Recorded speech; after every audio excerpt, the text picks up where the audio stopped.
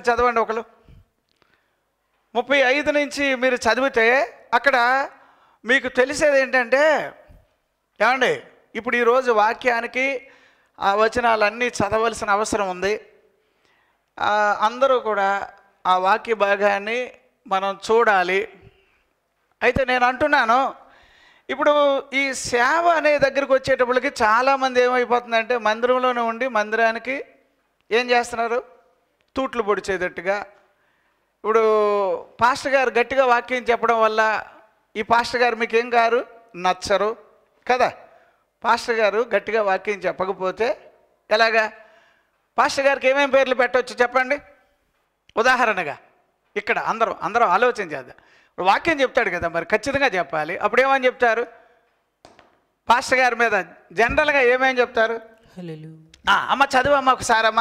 35 నుంచి ఈరోజు వాక్యం అంతా కూడా అదే మనం చదువుకునేది. అక్కడి నుంచే మనం వెళతాము. మరియు మా భూమి యొక్క ప్రథమ ఫలములను సకల వృక్షముల ప్రథమ ఫలములను ప్రతి సంవత్సరము ప్రభువు మందిరమునకు మేము తీసుకొని వచ్చునట్లుగా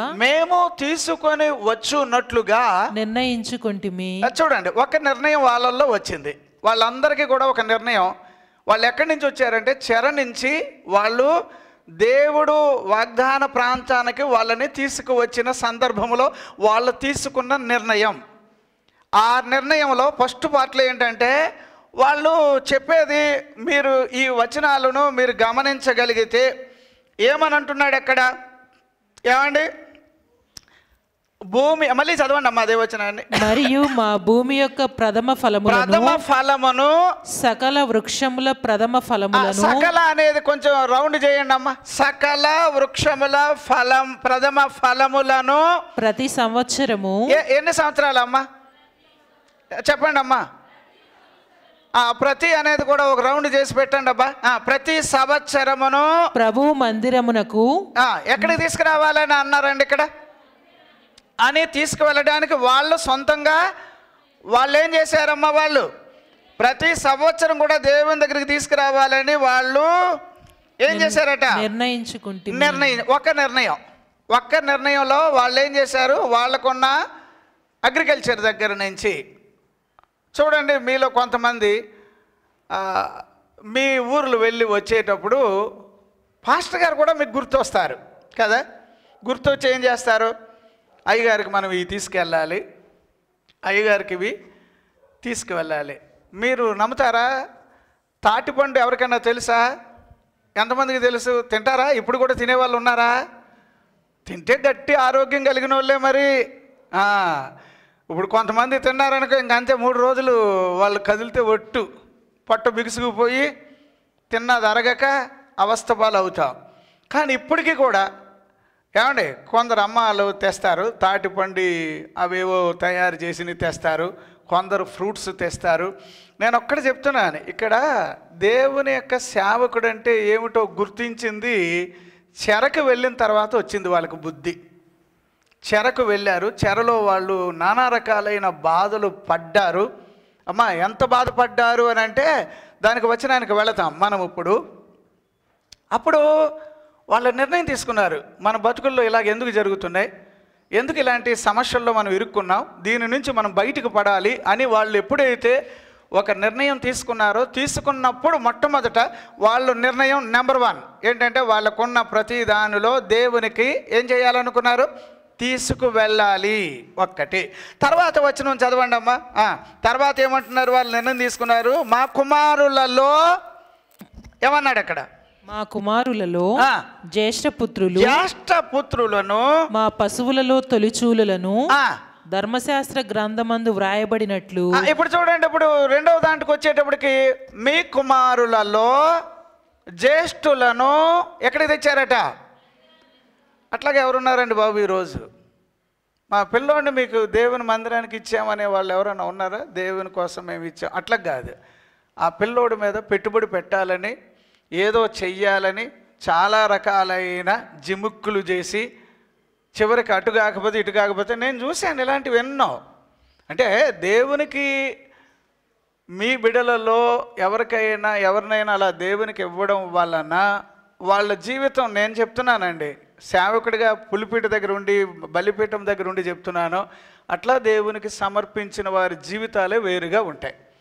అప్పుడు మధ్య మధ్యలో తల్లిదండ్రులు పెత్తనం చేయడానికి ఉండదు అక్కడ.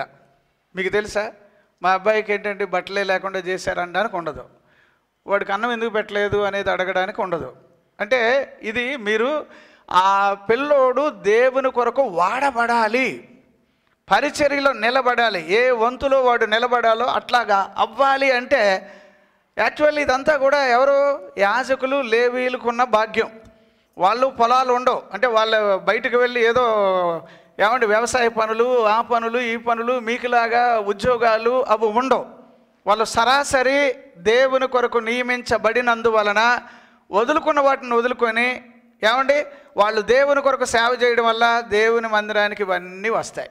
ఒక్కటి అందులో ఇప్పుడు పిల్లల్ని ఇచ్చారు, అప్పుడు ఆ పిల్లల్ని కూడా ఇంకొక రకమైన జనరేషన్ తయారు చేయడానికి వాళ్ళు దోహదం పడడం, భలే పరిచర్య ఉంది. తర్వాత అక్కడ చూడండి మళ్ళీ ఏమంటున్నాడు అక్కడ, మా తొలుచూలు ఎవరు తెచ్చారు, మేక పిల్లల్ని ఎవరు తెచ్చారు, గొర్రెల్ని ఎవరు తెచ్చారు, ఎవరైనా తెమ్మంటే కుక్క పిల్లల్ని తీసుకొస్తున్నారు.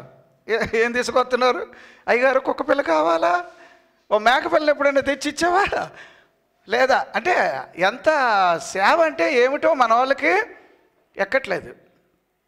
పైగా సేవకుడు అందరికీ నచ్చడు. ఇప్పుడు ఇట్లా వాక్యం చెబుతూ ఉంటే నచ్చుతాడా? మీలో కొందరు ఏమంటారు, పాస్టర్ గారు అమ్మో వాడికి గర్వం ఎక్కువ. ఏది ఎక్కువట? పాస్టర్ గారికి గర్వం ఎక్కువ. ఎందుకంటే మీరు పెట్టే దానివల్ల మేము తిని ఏమైపోయాం, గర్విష్ఠులం అయిపోయాం. అదే పాస్టర్ గారిని ఇంకేమంటారు, నెంబర్ 1 పిసినవాడు. ఏమనొచ్చు, ఇవన్నీ జనరల్గా వచ్చే మాటలే. పాస్టర్ గారు పిసినారోడు, పాస్టర్ గారు గర్విష్ఠుడు, అలా కాదు పాస్టర్ గారు ఎవరిని లెక్క చేయుడు, లేకపోతే పాస్టర్ గారు మేము బాగుపడితే ఏం కాదంటారండి, మేము బాగుపడితే పాస్టర్ గారికి నచ్చదు. ఇంకా ఎట్లాంటివి వస్తాయి ఎలాంటి, అది జనరల్గా చాలామందిలో ఉంది భావం. అయితే నేనేమంటున్నానంటే ఇప్పుడు ఇలాంటివి కొన్ని మీ హృదయాల్లో పెట్టుకొని మీరు దేవునికి తేవచ్చా, ఇవ్వచ్చా, తీసుకురావచ్చా మందిరానికి? మేము దేవునికి ఇచ్చేయాలనుకున్నామండి అని చెప్పి పుచ్చోడిని తీసుకొచ్చామనుకో, అప్పుడు కయ్యనుది దేవుడు అంగీకరించాడా? ఇది మీరు ఆలోచన చేయండి అమ్మా. ఇది రెండవ నిర్ణయం. ఇక్కడ ఇప్పుడు చదివిన దాంట్లో వాళ్ళు ఏం చేశారు, అలాగా ఏమండి తర్వాత మీరు చదవండి అమ్మ, కంటిన మా కుమారులో తొలుచూలు, తర్వాత మా మందలలో తొలుచూలును జ్యేష్ఠులను చదవండి అమ్మా. 36వ వచనం, మా కుమారులలో జ్యేష్ఠపుత్రులు మా పశువులలో తొలిచూలులను ధర్మశాస్త్ర గ్రంథమందు వ్రాయబడినట్లు మా మందలలో తొలిచూలులను మన దేవుని మందిరములో సేవ చేయు యాజకుల యొద్దకు మేము తీసుకొని వచ్చినట్లుగా తీసుకొని రావడానికి ఇది రెండో నిర్ణయం. దేవునికి ఇచ్చే వాటిలో అయ్యా ఇక్కడ పాస్టర్ గారు కానుక అడగరు కాబట్టి ఇక్కడ మాకు గొడవ లేదని చెప్పి ఇక్కడికి రమ్మని నేను అన్నాను. కానీ నేనేమంటున్నాను అని అంటే ఇక్కడ మీరు ఈ వచ్చిన భాగాలను మీరు గమనిస్తే చాలామంది సేవకుడు అని అనగానే ఏదో 10 మంది గన్మెన్లు ఉండాలి, బాడీ గార్డులు ఉండాలి, అయ్యగారికి ఒక పెద్ద కారు అలాగుండి వాళ్ళ సేవ చేస్తే అలాగే ఏడిసేవాళ్ళు ఉంటారు. ఆయన మీద కూడా ఏడిసేవాళ్ళు లేరా? ఇప్పుడు కల్వరి అయ్య గారి మీద ఏదో అనేవాళ్ళు ఉంటాం, లేదా శ్యామకిషోర్ అయ్య గారి మీద ఏదో అనేవాళ్ళు ఉంటారు. అంటే ఇదంతా ఎలాగెళ్ళిపోతుందంటే నీకు అక్కడేమో అలాగైతే ఇలా గొడవ, ఇక్కడ ఇలాగ మామూలుగా మీకు దగ్గరగా ఉండి సేవ చేస్తే ఇంకో రకమైన గొడవ. అంటే మీ దృష్టిలో మీరు మొట్టమొదట గర్విష్ఠిగానో దేవుని యొక్క సిద్ధాంతాలకు లోబడని వారిగానో ఉంటున్నారని మీరు గ్రహిస్తున్నారా? ఇది తెలియకపోతే అప్పుడు మీ నిర్ణయాలు మంచిగా ఉండవు. చూసారా, ఇక్కడ వీళ్ళు అలా నిర్ణయం తీసుకున్నారు. ఎక్కడికి తీసుకురావాలని? పశువులను. అంటే నేను అంటాను దేవుని మందిరంలో ఎప్పుడు ఏడుస్తూ దేవునికి ఎప్పుడూ ఇవ్వడానికి ప్రయత్నం చేయకూడదు. అంటే ఎలాగా, మేము దేవా నీకు ఇచ్చేస్తే మాకేమున్నది అని అంటే కాదు. దేవుడు ఎప్పుడు కూడా ఉన్న దాంట్లో ఇచ్చే వాళ్ళని కంటే కూడా లేని దానిలో దేవునికి ఇచ్చే వాళ్ళని గమనిస్తూ ఉంటాడు. అది చాలా కష్టం. ఏదన్నా ఉంటే ఉన్న దాంట్లో నేను ఏదో దేవుడికి చేయగలిగాను, కానీ నాకు ఏమీ లేదు అని అంటే అప్పుడు 2 కాసులకి ఎంత విలువ వచ్చేదా? అంటే మీకు అర్థం అవుతాకి చెప్తున్నాను. మీకు ఉన్న దాంట్లో మీరు చేస్తున్నాం అధ్యాతనం ఇచ్చేతనం కాదు. ఇప్పుడు నేనేమంటానంటే దేవుని కోసం నువ్వు నిర్ణయం ఎలా తీసుకుంటున్నావు ఒకటి. ఈ నిర్ణయంలో ఏమండి, మందిరానికి ఏదైనా తీసుకొస్తే రేషన్ బియ్యం తీసుకొస్తున్నాం అనుకోండి, అప్పుడు మిమ్మల్ని ఏమని అంచనా వేయాలమ్మా? రేషన్ బియ్యం ఇచ్చారు తప్పని అంటలేదు, దేవుడు దాన్ని కూడా దీవించునుగాక. కాకపోతే మీకు ఒక ఏలమరి అయిపోయింది, దేవుడు అనగానే ఆయన ఏమీ అనడు. రేషన్ బియ్యం మొత్తం తీసుకెళ్ళి ఇచ్చేస్తారట. పాస్టర్ గారు అప్పుడు జల్లిడట్టుకొని జల్లించుకొని మరి అంత అలాగా చీపుగా దేవుడిని అంచనా వేస్తే ఎప్పటికీ మీరు అలాంటివి తీసుకొని రాకూడదు. ఏమండి, కయ్యను తీసుకొచ్చాడు, హేబేలు తీసుకొచ్చాడు. ఎందుచేత అండి? ఎందుచేత దేవుడు కయ్యనుది అంగీకరించలేదంటే నాకు ఇప్పటికీ మనసులో బాధ ఉంది. ఏం తప్పు చేశాడని అతను అంగీకరించలేదన్నట్టు నేను అలా ప్రశ్న వేసి ఆ విధంగా వర్తమానాన్ని నేను రెడీ చేశా. అంటే అతను తెచ్చాడు, తెచ్చింది మొట్టమొదటి అతనే. వాళ్ళ తమ్ముడికేం తెలుసండి, అతనికి తెలిసినట్టు బైబిల్లో మీరు చదువు చూడండి, కయ్యనే దేవునికి పట్టుకెళ్ళాలి. కాకపోతే అందులో చూసారా, మీరు గమనించండి, దేవునికి మనం ఇచ్చే వాటిలో దేవునికి అక్కడ తర్వాత వచనంలో మీరు చదువుతారమ్మా. తర్వాత ఇదియుగాక మా పిండిలో ప్రథమ ఫలము, ఇదియుగాక మా పిండిలో ప్రథమ ఫలమును ప్రతిష్టార్పణలు, అమ్మా సకల విధమైన వృక్షముల ఫలములు, అమ్మా ద్రాక్షారసము, నూనె మొదలైన వాటిని మా దేవుని మందిరపు గదులలోనికి యాజకుల యొద్దకు తెచ్చినట్లుగాను, మా భూమి పంటలో 10వ వంతును లేవీయుల యొద్దకు తీసుకొని వచ్చినట్లుగా ప్రతి పట్టణములోనున్న మా పంటలో 10వ వంతును ఆ లేవీయులకు ఇచ్చినట్లుగాను నిర్ణయించుకుంటుమి. సరే, ఇప్పుడు ఈ వాక్యాన్ని కొంచెం మనసులో పెట్టుకోండి. నిర్ణయం అనేది ఇందులో 4 రకాలుగా ఉంది సార్. ఏమని? వాళ్ళు ఇలా నిర్ణయం తీసుకున్నారు, ఇలా నిర్ణయం తీసుకున్నారు, ఇలా నిర్ణయం తీసుకున్నారు అని దాంట్లో అంతట్లో ఏంటో తెలుసా? మేము దేవునికి ఇచ్చేవారిగా ఉండాలి. ఏమనుకున్నారమ్మా? పిండి విషయం వచ్చిందా, ఇస్తాం. నూనె ఇస్తాం, ఇంకేదైనా తేనె ఇస్తాం, ఇంకేదైనా. అప్పుడు పాస్టర్ గారు కూడా ఇంకో 10 మందికి పంచేటట్టుగా ఇచ్చేటట్టుగా మందిరంలో ధనాగారం లాగా ఒక సిస్టమ్ కావాలి. ఈ సంవత్సరం నేను మొట్టమొదటి వాక్యమే మీకు చెప్పేది ఏంటంటే, దేవునికి ఇవ్వడంలో సనుక్కోకుండా దేవునికి ఇవ్వడం నేర్చుకోండి ఒకటి. రెండవది, ఇచ్చేవాళ్ళు ఎవరైనా కూడా నా చెయ్యి పైన ఉండాలి అనేటట్టుగా చెయ్యండి. ఈ సంవత్సరం నేను అనేది ఏంటంటే, ఇవ్వడం అనే దాంట్లో నా చెయ్యే శ్రేష్టంగా ఉండాలి. హేబేలులాగా తొలుచూలు వాటిని కాక, ఆయన ఇంకా ఎట్లాంటి ఇచ్చేవాడట? నేనే 2 రకాలుగా ఉంటుంది అమ్మా. తొలుచూలు ఒకటి, ఓకే, తొలుచూలు జ్యేష్ఠత్వము అని అనుకుందాం. కాకపోతే అలా కాదు, అందులో ఇంకా చదువు కొవ్విన వాటిని అని అంటాడు. అంటే దేవునికి ఇవ్వడం అనేది, అయ్యా మీరు గొప్పలు అయిపోతారు అనేది అబద్ధం. నేను మళ్ళీ చెప్తున్నాను, ఈరోజు వాక్యం కోపంగా ఉంటే నేనేం అనలేను, కోపంగా మీరు ఫీల్ అయితే నేనేమి అనుకోలేను. మీరు అనుకునే కాలం నేను పడే కాలం అని అనుకోవాలి. కాకపోతే ఇప్పుడు భూమి దగ్గరికి వెళ్ళి నేను విత్తనం నాటాను, భూమి ఏమంటుంది?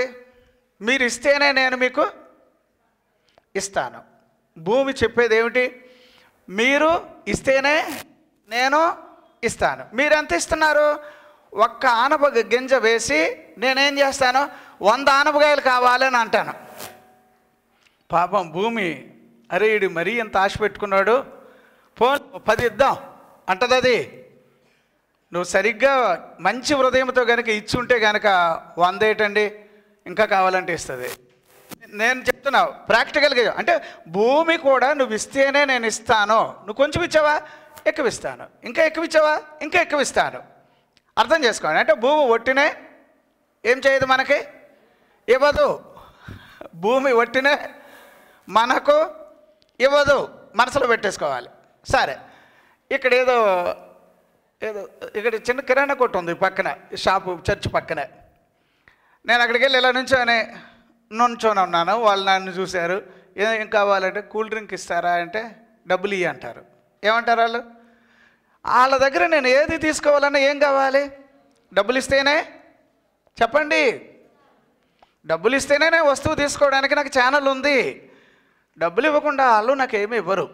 భూమి కూడా నాకు ఏమీ తీసుకోకుండా అది నాకు ఏమీ ఇవ్వదు. సరే, దేవుని దగ్గరికి మనం వచ్చాము. దేవుని దగ్గర కూడా ఈయన భలే విచిత్రంగా చూడండి సార్, అన్నీ ఆయనవే. వెండి నాది, బంగారము నాది, ఇంకేమన్నాడు, కొండలు నావి, మొత్తం ఈ సృష్టి అంత నాదే అని అన్నాడు. అయినా నీకు ఇచ్చి నేనేం చేస్తాడు ఆయన? పరిశీలన చేస్తాడు. ఇప్పుడు దేవుడు కూడా చూడండి, ఇస్తేనే ఇస్తాడు. ఏం చేస్తాడు దేవుడు? దేవుడు ఏదైనా మీకు ఇవ్వాలంటే ఏం చేయాలి? మీరు అప్పుడు కయ్యన్లాగా ఇస్తారా, హేబేల్లాగా ఇస్తారా? మీరు ఆలోచించండి. సరే, ఇప్పుడు నేను ఒకవేళ ఈరోజు వాక్యంలో మొట్టమొదట మీరు దేవునికి ఇచ్చేవారిగా మారాలి. ఇవ్వడంలో గొనుగుడు సనుగుడు పోవాలి. ఇంకొకటి నేను చెప్తున్నాను, స్వార్థం కోసం ఇవ్వద్దు. నేను ఇచ్చి అదే రూపాయి ఇచ్చి 1000 రూపాయలు ఫోజు కొడతారు చూడండి, అట్లా వద్దు. అలాగని అయ్యగారు కూడా చెప్పారు, మన ఏమిటి కుడి చేయి ఇచ్చేది ఎడం చేయికి తెలియకూడదంటే అది కానుక కాదు, అది దానము అని అన్నాడు. దాన్ని అర్థం చేసుకోండి. అందుచేత నేనేమంటానంటే మీరు దేవునికి ఏం చేయాలి? మన పాట పాడతాం, సమర్పణ చేయుము ప్రభువునకు అబ్రహాము ఇచ్చెను. ఏమండి, అబ్రహాము ఇచ్చాడు, అట్లాగా నువ్వు ఇస్తావా? పాటలు బాగానే ఉంటాయి, కానీ ఎంతమంది దేవునికి సంతోషం కలిగేటట్టు ఇవ్వగలుగుతాం? దేవునికి స్తోత్రం. దావీదు ఎలాగిచ్చాడు అనగానే మీరే బాగా చెప్తారు నాకంటే. దావీదు దేవునికి ఇచ్చాను.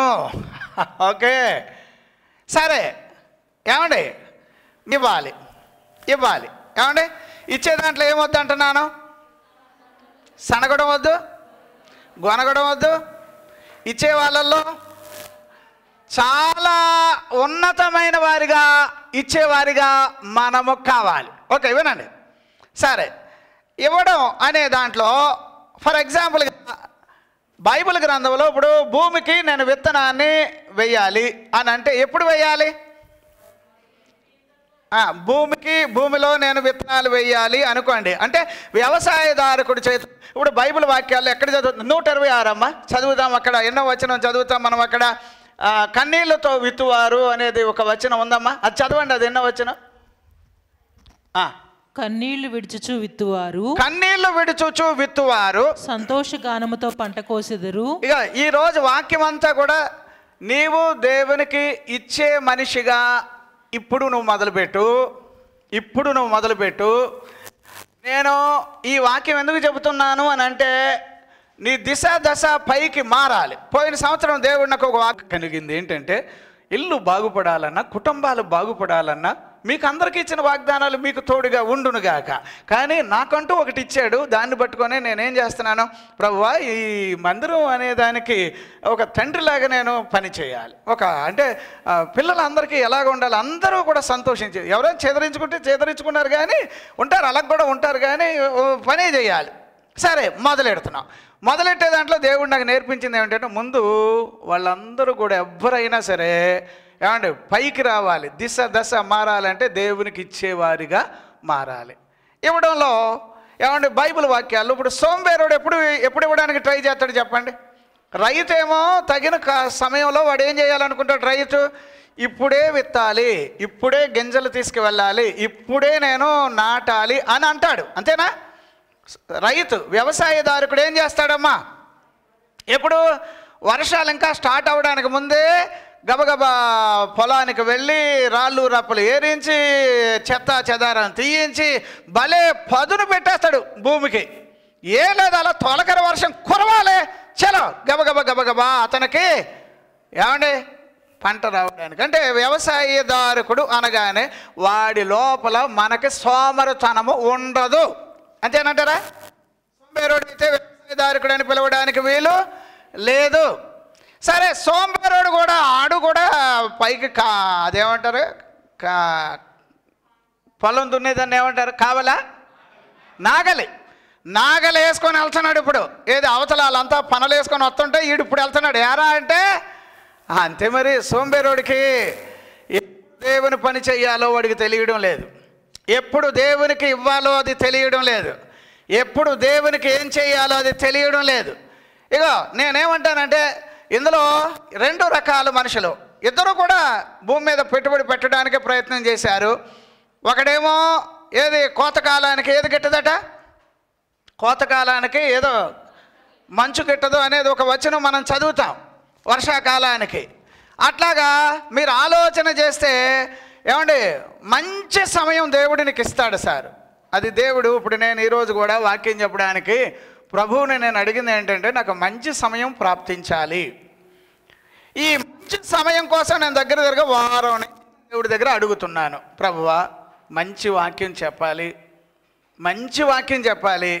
ఈ మొదటి వాక్యం నాకైతే ఈ సంవత్సరంలో మొదటి వాక్యం గట్టిగా చెప్పాలి, శక్తివంతంగా చెప్పాలి, ఆశీర్వాదకరంగా చెప్పాలి. ఎట్లా చెప్పాలి అనే దానిని నేను ఎన్నిసార్లు రిహర్సల్ వేస్తాను. రూమ్లో కూర్చొని ఆలోచన చేయడం కాకుండా, ప్రార్థన చేయడం మాత్రమే కాకుండా, ఇలా చెబితే బాగుంటుందా ప్రభువా, ఇలా చెబితే బాగుంటుందా ప్రభువా. సరే, ఇప్పుడు మీరు ఆలోచన చేయండి. మొట్టమొదట భూమి ఒట్టినే మనకు పంట చేతికి ఇవ్వదు. ఇందులో ఒక నిర్ణయం వచ్చేసింది ఏంటంటే, నేను భూమిని సరి చేసుకున్న తర్వాత దానికి తగిన మంచి విత్తనాలు రెడీ చేసుకోవాలి. ఓకేనా? సరే, ఒకటే. తర్వాత యువతలేమో ఒక ఏమండి సోంబేరు రైతుని చూస్తున్నాం. సోంబేరు రైతు అంటే వాడు ఎట్లాంటి వాడు అంటే, వాడి దగ్గర కూడా నాగలు ఉంటుంది, వాడి దగ్గర కూడా ఏమంటే పొలము ఉంటుంది, వాడి దగ్గర కూడా అన్నీ ఉంటాయి. కానీ తినవలసినప్పుడు తినలేడు. సోంబేరోడు గురించి ఒక 7-8 పాయింట్లు చెప్తాను, ముందు రాసుకుంటారండి. నెంబర్ 1, సోంబేరోడు వాడి జీవితంలో ఎలా ఉంటాడు అని అంటే, చూడండి అమ్మ, సామెతల గ్రంథం 24వ వచనం ఒకసారి చదువుతారా? అతడు కూడా రైతే, అతడు కూడా వ్యవసాయదారుకుడే, అతడు కూడా తను చేయాల్సిన పనులు తనకున్నాయని తెలిసింది, అయినా కూడా అతడు, చదవండి అమ్మ. విత్తులు వేయి కాలమున సోమరి దున్నడు. విత్తనాలు వేసేటప్పటికి సోంబేరోడు ఏం చేయడట? దున్నడు. కోతకాలమున పంటను గూర్చి వాడు విచారించినప్పుడు, కోతకాలమందు అంటే పంట చేతికి వచ్చేటప్పటికి మాత్రం అప్పుడు విచారించినప్పుడు వానికి ఏమీ లేకపోవును. అంటే ఇప్పుడు దీన్ని బట్టి మీకు ఏమర్థమవుతుంది? ఇతను కూడా వ్యవసాయదారుకుడే, ఇతనికి పొలం ఉంది, ఇతడు కూడా పండించాలని ఆశ ఉంది, కానీ అతడు వెయ్యాల్సినప్పుడు విత్తనాలు వెయ్యలేదు. చూసారా ఎంత తేడా వచ్చిందో? తర్వాత సోంబేరోడు ఎవరు అని అన్నప్పుడు బైబిల్ వచనాలు చెప్తున్నాయి, వాడు ఎప్పుడూ కూడా ఎట్లా ఉంటాడట? దేవునికి స్తోత్రం. సామెతల గ్రంథం 19వ అధ్యాయం 15వ వచనంలో అక్కడ సోంబేరోడు ఎప్పుడు కూడా ఎలా ఉంటాడట? చూడండి అమ్మ, ఏమన్నాడు? సోమరితనము గాఢ నిద్రలో పడవేయును. సోమరితనం, ఆ సోంబేరితనం అతను తీసుకెళ్ళి ఎక్కడ పడేస్తుందట? గాఢ నిద్ర. గాఢ నిద్ర అతనికి ఏం చేస్తుందో తెలుసా? ఏమండి, ఇప్పుడు అధికమైన గాఢ నిద్ర వలన మనిషి జీవితంలో దరిద్రం రావడానికి ఛానల్ ఉంది. ఏమండి, రెండవది చింపిరి గుడ్డలకు కారణం ఏమిటట? సోమరితనమే. అమ్మ, మన పిల్లలకి నేను అంటాను, వాళ్ళు భావితరాలు దీవెనకరంగా ఉండాలంటే వాళ్ళని ముందు ఎప్పుడు లేపండి? ఎప్పుడు లేవాలి? మన పిల్లలు ఎప్పుడు లేవాలి చెప్పండి సార్. నేనేమంటున్నానంటే, పాస్టర్గా నాకు పిల్లలు ఉన్నారు, నా పిల్లలు కూడా ఉదయమే లేవాలని నేను ఆశపడతాను. మీ పిల్లలు కూడా ఎప్పుడు లేవాలి? లేవాలి. లేచి వాళ్ళు నిజంగా వాళ్ళు ఆ వయసుకు తగ్గ చదివితే రాబోయే రోజుల్లో వాళ్ళు పైవారిగా ఉంటారు. ఎలా ఉంటారండి వాళ్ళు? ఇప్పుడు అలా కాకుండా, అమ్మా నేను రాత్రి ఎప్పుడు పడుకున్నానంటావు, నువ్వు ఎప్పుడన్నా పడుకో, ఉదయం మాత్రం ఏం చేయాలి? ఉదయమే లేవాలి. అలవాటు చేయండి. వాళ్ళు ఎలాగో మన మీద ఎడుతారు. మన పిల్లలు మనల్ని ఏమంటారు? ఏం డాడీ ఊరుకో డాడీ, టైం ఎంత అయింది అనుకుంటున్నావు అంటాడు. ఏది 9 అయినప్పుడు కూడా వాడికి ఏదో 5 అయినట్లు లెక్క. వద్దమ్మా, మన పిల్లలు ఉదయమే లేవాలి. ఏమండి, అది చాలా ఇంపార్టెంట్. తర్వాత ఈ చింపురి గుడ్డలు రావడానికి కారణం అదే అని బైబిల్ వాక్యాల్లో చదువుతున్నాం. తర్వాత ఏమండి, బైబిల్ వాక్యాల్లో సోంబేరోడికి మంచి భోజనం ఉండదట. సోంబేరోడికి ఏముండదండి? సామెతల గ్రంథం 19:24 ఏమండి, సామెతల గ్రంథం ఏమండి బైబిల్ వాక్యాలు 26:15 వచనాన్ని చూస్తే వాడికి మంచి భోజనం ఉండదు. ఆలోచన చేయాలి. మంచి భోజనం ఉండదు. వాడి ఇల్లు చూస్తేనేమో ఎప్పుడు చూసినా కూడా ఏదట అక్కడ ఏమన్నాడు అక్కడ ఎప్పుడు కూడా నిద్రలో ఉండడం. తర్వాత అమ్మ, ఇప్పుడు వాక్యం వినకుండా మీరు ఇక్కడికి వచ్చాక నిద్రపోవాలని అనుకునే వాళ్ళు ఎంతమంది ఉన్నారు ఇక్కడ? మందిరానికి వస్తారు, మందిరానికి రాగానే ఈ వాతావరణం చూడగానే మీకు వెంటనే నిద్ర వచ్చేద్ది. మళ్ళీ మీరేమనుకుంటున్నారు, మీటింగ్ అయిపోయాక వెళ్తారు. ఎందుకు వచ్చారండి బాబు, అలా నిద్రపోవడానికి వచ్చే బదులు నీ ఇంటి దగ్గర మంచిగా పోయి పడుకోవచ్చు కదా. మందిరానికి వచ్చి నిద్రపోవాలని అనుకుంటారు. అది మంచి పద్ధతి కానే కాదు. ఏమండి, వాక్యం అంతా అయిపోయిన తర్వాత అప్పుడు మెలకు వస్తుంది. అప్పుడు లేచి పెద్ద నువ్వేదో ఇక్కడికి వచ్చి వాక్యం విన్నట్టుగా బిల్డప్ కొడతావు, కానీ నీ వల్ల నష్టం ఉంది, జాగ్రత్త, నిద్రపోకూడదు. సరే, అది మాత్రమే కాకుండా వీళ్ళు ఇంకెలాగుంటారంటే, బైబిల్ వాక్యాల్లో ఇక్కడ ఒక వచనం కూడా ఉంది, వీళ్ళకు కూడా ఆశలు ఉంటాయి. సోంబేరుడికి ఏముంటాయి అంటే, ఎలాగా సోఫాలో కూర్చోవాలి, కాళ్ళ మీద కాలేసి కూర్చోవాలి, సొంత ఇల్లు ఉండాలి, మంచిదే. మరి సోంబేరుడు కూడా ఈ ఆశలు ఉండడం తప్పు అని నేను అంటాను. సోంబేరుడికి ఏముండొద్దు, నీకు ఆశ ఉంటుంది కానీ నెరవేర్చబడదు. మళ్ళీ చెప్తున్నాను, నువ్వు మందిరానికి వచ్చి నిద్రపోతూ అలాగే నీ కాలం వెళ్ళబుచ్చావు చాలా కాలం. ఇప్పటికీ నేను చెప్తున్నాను, నీ జీవితంలో నీకేమీ రాకపోవడానికి పాస్టర్ గారు కాదు కారణం, నీకేమీ అందకపోవడానికి పాస్టర్ గారు కాదు కారణం. భూమి రెడీగా ఉంది, పెట్టుబడి పెట్టరా, నేను నీకు పంట ఇస్తానని అంటుంది. బయట షాపుల్లో వస్తువులు ఉన్నాయి, డబ్బులు ఇవ్వండి, వస్తువులు తీసుకెళ్ళండి అని అంటున్నారు. దేవుడి దగ్గరికి వచ్చేటప్పుడు దేవుడు అంటున్నాడు, మీరు ఇవ్వండి, నేను ఇచ్చేవాడిగా ఉంటాను అంటున్నాడు. కానీ మీరేమనుకుంటున్నారు, పాస్టర్ గారికి అడుగు ఇప్పుడు ఇలాగా చెప్పగానే నాకేం పేరు పెడతారు మీరు, పాస్టర్ గారు డబ్బు మనిషి. ఏ మనిషి అండి, ఏ మనిషి అయిపోయాడు ఇప్పుడు? ఈ వాక్యం చెప్పకపోతేనేమో నువ్వు అడుక్కు తింటావు, నువ్వు బాగుపడ్డానికి నేను ఈ వాక్యం చెప్తే ఇప్పుడు పాస్టర్ గారు నీకేమైపోయాడు, డబ్బు మనిషి. అలా కాదు అంటే లెక్కలేని మనిషి. నువ్వు పాస్టర్ గారిని ఎలాగన్నా ఏదో అనాలని అనుకునే తత్వం నీకుంటే ప్రభువుకి నిన్ను అప్పచెప్తున్నాను. ఎందుకంటే బైబిల్లో ఎక్కడో మీరు వచనం మీకు రెఫరెన్స్ చెప్పమంటారా? ప్రభువు ఆ మాట వినెను అనే మాట ఉంటుంది బైబిల్లో. ప్రతిదీ వింటాడు, జాగ్రత్త. అంటే నువ్వు మాట్లాడే ప్రతి దాని వెనక, ఇప్పుడు నేను ఉన్నది ఉన్నట్టుగా చెప్పకపోతే, అయ్యా ఎంతకాలం సార్ మీరు ఇల్లు లేని వారిగా ఉంటారు, ఎంతకాలం సార్ మీరు పేదవారిగా ఉంటారు, ఎంతకాలం సార్ మీరు పేదరికంలో ఉండడం, రోగిష్ఠులుగా ఉండడం, బలహీనులుగా ఉండడం ఎంతకాలం అండి? ఇలాగే ఉంటే ఇంకా బైబిల్ ఎందుకు సార్ మనకి? అందుకే నేనేమంటున్నానంటే, ఇప్పుడు సోంబేరుతనం మొట్టమొదటి దీంట్లోంచి బయటికి రావాలి. మీరు ఏం చేస్తారో ఈ విషయంలో మీరు ఆలోచన చేయండి. రెండవ పాయింట్కి మనం వెళదాం. తర్వాత సోంబేరుడు ఆశపడతాడు కానీ వాడికి ఏంటట, వాడికి ఆశ ఉంది కానీ ఏమీ వాడి పనులు అవ్వవు. ఈ విషయంలో మాత్రం ఏదయ్యా, కనీసం నువ్వు ఏది వారానికి ఎన్నిసార్లు నువ్వు ప్రభు దగ్గర మోకాళ్ళు వేయగలుగుతున్నావు? అర్థం చేసుకోండి, ఎంత బైబిల్ చదివారు. ఈరోజు బైబిల్ చదివేశారమ్మా, చదివిన వాళ్ళందరినీ దేవుడు ఏం చేయాలి, దీవించుగాక, ప్రైజ్ లార్డ్. తర్వాత సోంబేరోడికి చేతులు ఉంటాయి కానీ అవి ఏం చేయవట, చెయ్యలే, సరిగ్గా చేయలేవు. దేవుడికి ఇవ్వడం చేత కాదు. కనీసం వాళ్ళ ఇళ్ళల్లో కూడా అమ్మో కొంతమంది ఉంటారు విచిత్రంగా, వంట ఇప్పుడేంటి వారం రోజుల నుంచి ఫ్రిడ్జ్లో ఉంటుంది, అదే తీసుకొని వేడి చేసుకొని తినడం అంతే. పొయ్యి వెలిగించడానికి కష్టం, అమ్మకి కష్టమే, అయ్యకి కష్టం అయిపోయింది ఇప్పుడు. ఏమో మొత్తానికి వేరే దేశాల్లో డబ్బాల ఫుడ్ వస్తుంది. అక్కడ నేను కూడా ఆ దేశాల్లో చూశాను, అక్కడ ఏమో వండరు, ఎప్పుడో కానీ కాఫీ ఏదైనా వేడివేడిది అలా పెట్టుకుంటారు అంతే, మిగిలినవన్నీ డబ్బా ఫుడ్డే. బహుశా ఇక్కడ కూడా అలాగ వస్తుందేమో, ఆలోచించేయండి. సోంబేరుడు చేతులు ఉంటాయి పని చెయ్యవు. అర్థం చేసుకోండి, సోంబేరుడికి బైబిల్ వాక్యాలు ఎలాగుందమ్మా, పొలం ఉంటుంది వాడికి. బైబిల్ వాక్యాలు మీరు చూడ, సామెతల గ్రంథం అమ్మ 24:30లో సోంబేరుడికి పొలం ఉంది, స్థలం ఉంది, కానీ దాని నిండా ఏమున్నాయట, చదవండి అమ్మా 24:30. వాని చేను నేను దాటి రాగా, ఆ చేను నేను దాటి రాగా, తెలివిలేని వాని ద్రాక్ష తోట నేను దాటి రాగా, ఇదిగో దాని అందంతటా ముండ్ల తుప్పలు ఏమున్నాయి సార్, ముళ్ళ తుప్పలు బలిసి ఉండెను, దూలగొండ్లు దాన్ని కప్పి ఉండెను.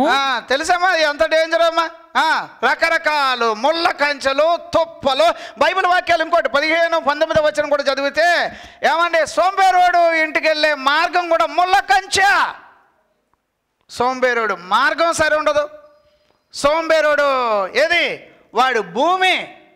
అమ్మా ఏందమ్మా ఈ వాక్యాలు? ఇప్పుడు ఇద్దరు రైతుల గురించి చదువుతున్నాం, ఇద్దరు రైతులే. ఏం సార్, ఒకడేమో ఎప్పుడు వర్షం వస్తుందని భూమిని రెడీ పెట్టుకున్నాడా, దేవుడు ఏ రోజు నాకు సాయం చేస్తాడని చెప్పి అప్పటికే నేను ఇప్పుడు ఈ వాక్యంలో నేను 9 పాయింట్లు చెప్పాలి. టైం చూసుకొని చెప్తాను, ఎక్కువ వెళ్ళను. 12:30 క్లోజ్ చేయాలనేది ఇక మీదట నిర్ణయం పెట్టుకున్నాం. అలాగా నా వాక్యం అయితే 12:30కి అయిపోద్ది. ఇక తర్వాత చిన్న 5-10 నిమిషాల్లో మిగిలిన కార్యక్రమం. ఒక్కటే నేను రిక్వెస్ట్ చేసేది ఏమిటంటే, ఇద్దరూ రైతులుగా ఉండి కూడా ఒకటి చేను చూస్తే వరస్ట్గా ఉండడం, ఒకటి చేను చూస్తే 30 60 100 పండడం ఏమిటిది? ఇందులో ఎవరిది లోపం? భూమి ఏమంటుంది? విత్తనాలు రెడీగా ఉన్నాను, నేను పంట ఇవ్వడానికి రెడీగా ఉన్నాను అంటున్నాడు. దేవుడు ఏమంటున్నాడు? నాకు ఇవ్వరా, నీకు అనేక రెట్లు ఏది ఆకాశపు తూములు నీ విషయంలో తెరుస్తాను అని అంటున్నాడు. మరి ఇచ్చే విధానంలో మనం ఇప్పుడు ఎలాగా? భూమి అంటుంది నాకు విత్తనాలు ఇయ్యరా, నేను నీకు చక్కగా అమిర్చి నువ్వు ఒక చెట్టు వేసామంటే దాని పంట మనం తినేటట్టుగా రావాలి కదా. ఏదండి మొత్తం అన్నీ నువ్వే పని మొదలు పెట్టినా ఐరన్ లెగ్ ఉంటుంది అంటారు చూడండి, అలాగా ఎందులో కాలెట్టినా కూడా అంత తుప్పాయి. ఏదో పని మొదలెడుతున్నాం, పోయింది అక్కడ. మళ్ళీ ఇంకో పని చేస్తున్నాం, పోయింది అక్కడ. సార్ ఇదే రకంగా మనం ఉండడానికి దేవుడు కోరుకోవడం లేదు సార్. తప్పో ఒప్పో తెలుసో తెలియకో జరిగితే ప్రభు దగ్గరికి వచ్చి, ప్రభువా నాకు అర్థం కావట్లేదు, నేను ఏది మొదలెట్టినా నాకు పని అవ్వట్లేదు, ఏదో స్టార్ట్ చేస్తాను అవ్వట్లేదు, దీంట్లో ఎక్కడో లోపం ఉంది, దీని నుంచి నేను బయటికి రావడానికి నాకు మీరు సహాయం చేయండి అని తప్పకుండా మనం ప్రభువుని ప్రాధేయపడేవారిగా మనము రావాలి. దేవునికి స్తోత్రం. సార్ ఎంతోమంది చదివారు, ఉద్యోగాలు లేకుండా ఉన్నాయి. ప్రభువుని అడుగుదాం, ప్రభువా చదివిన కాడికి చదివాను, ఉద్యోగం లేదు, ఈ సంవత్సరం దేవుడు నీకు ఉద్యోగం ఇవ్వాలి. మళ్ళీ ఎన్నో నెలలకు వెళ్ళనివ్వకండి, ఇప్పుడు పెట్టుబడి పెట్టే కాలం ఇది. నేను చెప్తున్నాను ఒకటే, మీరు ఆలోచన చేయండి అంతే. ఇందులో పాస్టర్ గారు ఎందుకు చెప్పారో చెప్పమన్నాడు దేవుడు, నేను చెప్తున్నాను, ధారాళంగా చెప్తున్నాను. మీరు ఇందులో మాత్రం పెట్టుబడి పెట్టేసేయాలి ప్రభు పేరు మీద. ప్రభువా నేను నిర్ణయం తీసుకుంటాను. ఏ నిర్ణయం తీసుకుందాం? ప్రభువుకి ఇవ్వడంలో నేను ఉండాలి, నా కుటుంబం ఉండాలి. ఏమండి అట్లాగా మీరు ట్రై చేయండి. దేవుడు మిమ్మల్ని పైకి తలగా చెయ్యకపోతే అప్పుడు అడగండి. అది మాత్రమే కాకుండా బైబిల్ వాక్యాల్లో ఈ సోంబేరోళ్ళకి మనం పని పెట్టకపోతే, అంటే పని పెడితే కనుక మన కళ్ళకు వాళ్ళు ఎవరట? జాగ్రత్త. ఒక్కొక్కసారి మనం ఏదో ప్రేమతో ఎవరికో ఏదో పని అప్పు చెబుతాం, చూసిరారంటే కాల్చి వస్తున్నారు ఆ పని. ఏమండి కొంచెం చూసిరా బాబు అని అంటే, ఎందుకు నాకు పని పెట్టు, నీకు సంగతి చెప్తాను, రూపాయి పెట్టుబడికి నన్ను పంపావు, 1000 రూపాయలు లాస్ చేస్తాను. చూసా, అట్లాంటి కొడుకులు ఉన్నారు, అట్లాంటి కూతుర్లు ఉన్నారు, అట్లాంటి ఏమండి కుటుంబాలు ఉన్నాయి. అంటే వాళ్ళకి మనం పని పెట్టి ఇంకొకసారి గుర్తుపెట్టుకో, నీ జీవితంలో ఎప్పుడు నాకు ఏం చేయొద్దు, నువ్వు ఏ పని పెట్టొద్దు, నువ్వు పెట్టావంటే ఇది ఇలా లాస్ చేస్తాను. సరదాగా ఓ పాట పాడంటే చాలు, మళ్ళీ ఇంకోసారి ఇవ్వద్దురా నాకు అనేటట్టు పాడతారు ఒక్కొక్కడు వచ్చి. అర్థమవుతుందా? ఏదైనా పని చెప్పావు, లోపం వచ్చేటట్టుగా పని ఉండనే కూడదు. ఇద్దరు చూడండి, ఒక రైతు ఏమో ఎదురు చూసిన దానికి అనేక రెట్లుగా దొరికేస్తుందా, ఇంకో రైతు చూస్తే వాడికి కొంచెం కూడా దొరకడం లేదనేది బైబిల్ వాక్యాల్లో చెబుతున్నాడు. బైబిల్ వాక్యాల్లో ఏమంటే ప్రసంగి గ్రంథం 10వ అధ్యాయం 18వ వచనం ఒకసారి చదువుతారమ్మా. ప్రసంగి గ్రంథం 10వ అధ్యాయం సోమరితనము చేత ఇంటి కప్పు దిగబడిపోవును. ఏమైపోద్దమ్మా? దిగబడిపోవును. వాడి ఇల్లు ఎలాగుంటుంది అంటారు? వాడికి ఇల్లు ఉంటే ఒట్టు. సోంబేరోడుకు ఉన్నటువంటి సమస్య ఇది ఒకటే, వాడికి చేతికి పనులు ఉండవు. ఏమండి మీరు చదివితే వాళ్ళకున్న దారులు మంచివి కాదు. తర్వాత వాళ్ళకు పొలాలున్నా స్థలాలున్నా ఏముంటాయట? ముళ్ళతో పొలం, గచ్చ పొదలు, దురద చెట్లు. చాలా బాధాకరంగా ఉంది. మనం ఆలోచన చేస్తే ఏమండి ఇక్కడ వాళ్ళకి చేతులు ఉన్నా ఏం చేయరట? పని చేయరు. కానీ పనిచేసే వాళ్ళని చూసి ఓర్వలేరు. ఎవరైనా వచ్చి మంచిగా ఇల్లు కట్టుకుంటే ఓర్వలేరు. ఎవరైనా ఏదైనా కొంచెం ఇప్పుడు అదే నేను అంటాను, ఇప్పుడు ఈ సంవత్సరం కార్లు కొనుక్కునే వాళ్ళు ఉన్నారు. ఏమంటే కార్లు చూసి ఇప్పుడే ప్రభువా నా కళ్ళు కుట్టుకొండులాగన వాళ్ళ కార్లు కొనుక్కుందురుగా కానీ మీరు ప్రార్థన చేయాలి. ఏం చేయాలి? ఈ సంవత్సరం కార్లు కొనుక్కునే వాళ్ళు ఉన్నారు. దేవుడు అట్లాగా చూపించినాడు, కార్లు దేవుడు ఇచ్చినగాక. ఏమంటే సార్ ఆలోచన చేద్దాం, ఇది ఎట్లా జరుగుతుంది అని అంటే మనం దేవునికి ఇచ్చేవారిగా రావాలి. దేవునికి స్తోత్రం. సరే, ఇప్పుడు ఈ వాక్యంలో ఈ వ్యవసాయం, ఒక పక్కన వ్యవసాయం చేసే రైతును చూసాం, ఇటు పక్కన ఒక వ్యవసాయదారుకుని చూసాం. వీడేమో సోంబేరోడు, ఇతను చూస్తే ఎవరు వెయ్యడం మొదలుకొని ఇక పంట వస్తుంది. ఇతను ఎవరు అంటే ఈ రెండిట్లో మధ్యలో ఏం కనిపించింది? సోమరితనం ఒక్కటే అడ్డు వచ్చింది. ఇప్పుడు సోంబేరుతనం అనేది దేవుని విషయంలో ఉండనే కూడదు. దేవునికి స్తోత్రం. దేవుని విషయంలో మీకు సోమరితనం లేకపోతే, ఎబ్రీ స్త్రీలు ఎవరట, ఎబ్రీ పురుషులు ఎవరట అంటే, నేను అంటాను వీళ్ళు చురుకైన వాళ్ళు. దేవుడు సోంబేరుడికి ఏ మంచి పని ఇవ్వడు. సోంబేరుడికి ఏం చేయడండి? ఇప్పుడు వాక్యం చెప్పాలంటే కూడా నేను బద్ధకంగా ఉండి దేవుడు నాకు ఈరోజు చెప్తాడులే అని నేను వచ్చేసి ఇక్కడ బైబిల్ చెప్తామంటే కాదమ్మా. దీనికోసం ఎన్ని గంటలు ప్రార్థన చేసావురా నువ్వు? ఉంటుంది. ఎన్నిసార్లు దీని గురించి నా దగ్గర ప్రస్తావన తెచ్చావు? ఉంటుంది. ఎంతగా దీనికోసం ప్రయాసపడ్డావు? ఉంటుంది. ఇవి లేకుండా ఇక్కడికి రాగానే ఇలా బైబిల్ తెరవగానే దేవుడు ఇచ్చేసాడు. అప్పుడు అది ఏమీ పనికిరాదు. అది కష్టపడాలి. కొంచెమైనా ఏం చేయాలి? మనం కష్టపడాలి. దేవునికి స్తోత్రం. హల్లెలూయా. సరే, ఇప్పుడు ఇందులో ఈ ఇద్దరు వైపు మనం చూసినప్పుడు దేవుడు ఎట్లా చెప్పాడు అని అంటే, ఒక వచనం చదువుదాం. ఏమండి, ఇప్పుడు మనం విత్తనాలు వేయాలి, మంచి సమయం చూసుకొని వేయాలి. ప్రసంగి గ్రంథంలో మనం చదువుతాం కదండి. దీంట్లో మనం విత్తనాలు వేయాలి అంటే సమయమందును అసమయం అంటే దీనికి ఏంటంటే, ఎప్పుడైనా కూడా నువ్వేం చేయాలంటే విత్తనాలు వేసేవాడిగానే కావాలి. అంటే నీ దగ్గర ఏముండాలి? నాణ్యమైన విత్తనాలు ఉండాలి. వినండి. ఇప్పుడు ఈ వచనం మీద కొంచెం మనం పట్టు సాధిద్దాం. అంటే ఇప్పుడు నీ దగ్గర ఏముండాలి? ఎప్పుడు చూసినా కూడా రెడీగా విత్తనాలు ఉండాలి. అప్పుడు విత్తనాలు అంటే ఏమిటో అవి మనం ఇప్పుడు చూద్దాం. ఉదాహరణగా ఒక పాయింట్, ఇప్పుడు ఆదికాండం 26వ అధ్యాయం 2 వచనం 3 వచనం ఒకసారి చూడండి అమ్మా. అది మనం ఒకసారి చూద్దాం, ఆ తర్వాత ఈ వాక్యంలోనికి వెళదాం. Praise the lord. అక్కడ యెహోవా అతనికి ప్రత్యక్షమై నీవు ఐగుప్తులోనికి వెళ్ళక నేను నీతో చెప్పు దేశమందు నివసించుము, ఈ దేశమందు పరవాసి అయి ఉండుము, నేను నీకు తోడై ఉండి. సరే వినండి, ఇందులో ఒక భాగానికి మనం ఆలోచన చేద్దాం. మీరేమో ఇప్పుడు పరిస్థితి ఎలాగుందంటే, ఇటు పక్కనేమో వ్యవసాయదారుకుడు భూమిలో విత్తనాలు వేయాలి ఒకటి, ఇటు పక్కనేమో ఏమండి సోంబేరోడు కూడా భూమి ఉంది, వాడు విత్తనాలు వేయాలి. కానీ సోంబేరోడికి ఏముండదు, పొలంలో ఏముండదు, దున్నిన భాగం లేదు, ముళ్ళ తుప్పలు, గచ్చబొదలు, దురద చెట్లు, వాడు ఎలా ఉండదు, ఒక అడవిలా తయారు చేశాడు మొత్తానికి. మీ కుటుంబాలు ఇలా ఉండకూడదమ్మా. తర్వాత నేను ఇంకోటి చెప్తున్నాను, ఇక్కడేమో రైతు బాగా భూమి రెడీ చేసి పెట్టాడు, ఇట్లాగా పంట విత్తనాలు వేస్తే చాలు పటా పటా పటా పటా వచ్చేస్తున్నాయి. ఇక్కడ ఇదో పక్కన ఇలా చూద్దాం.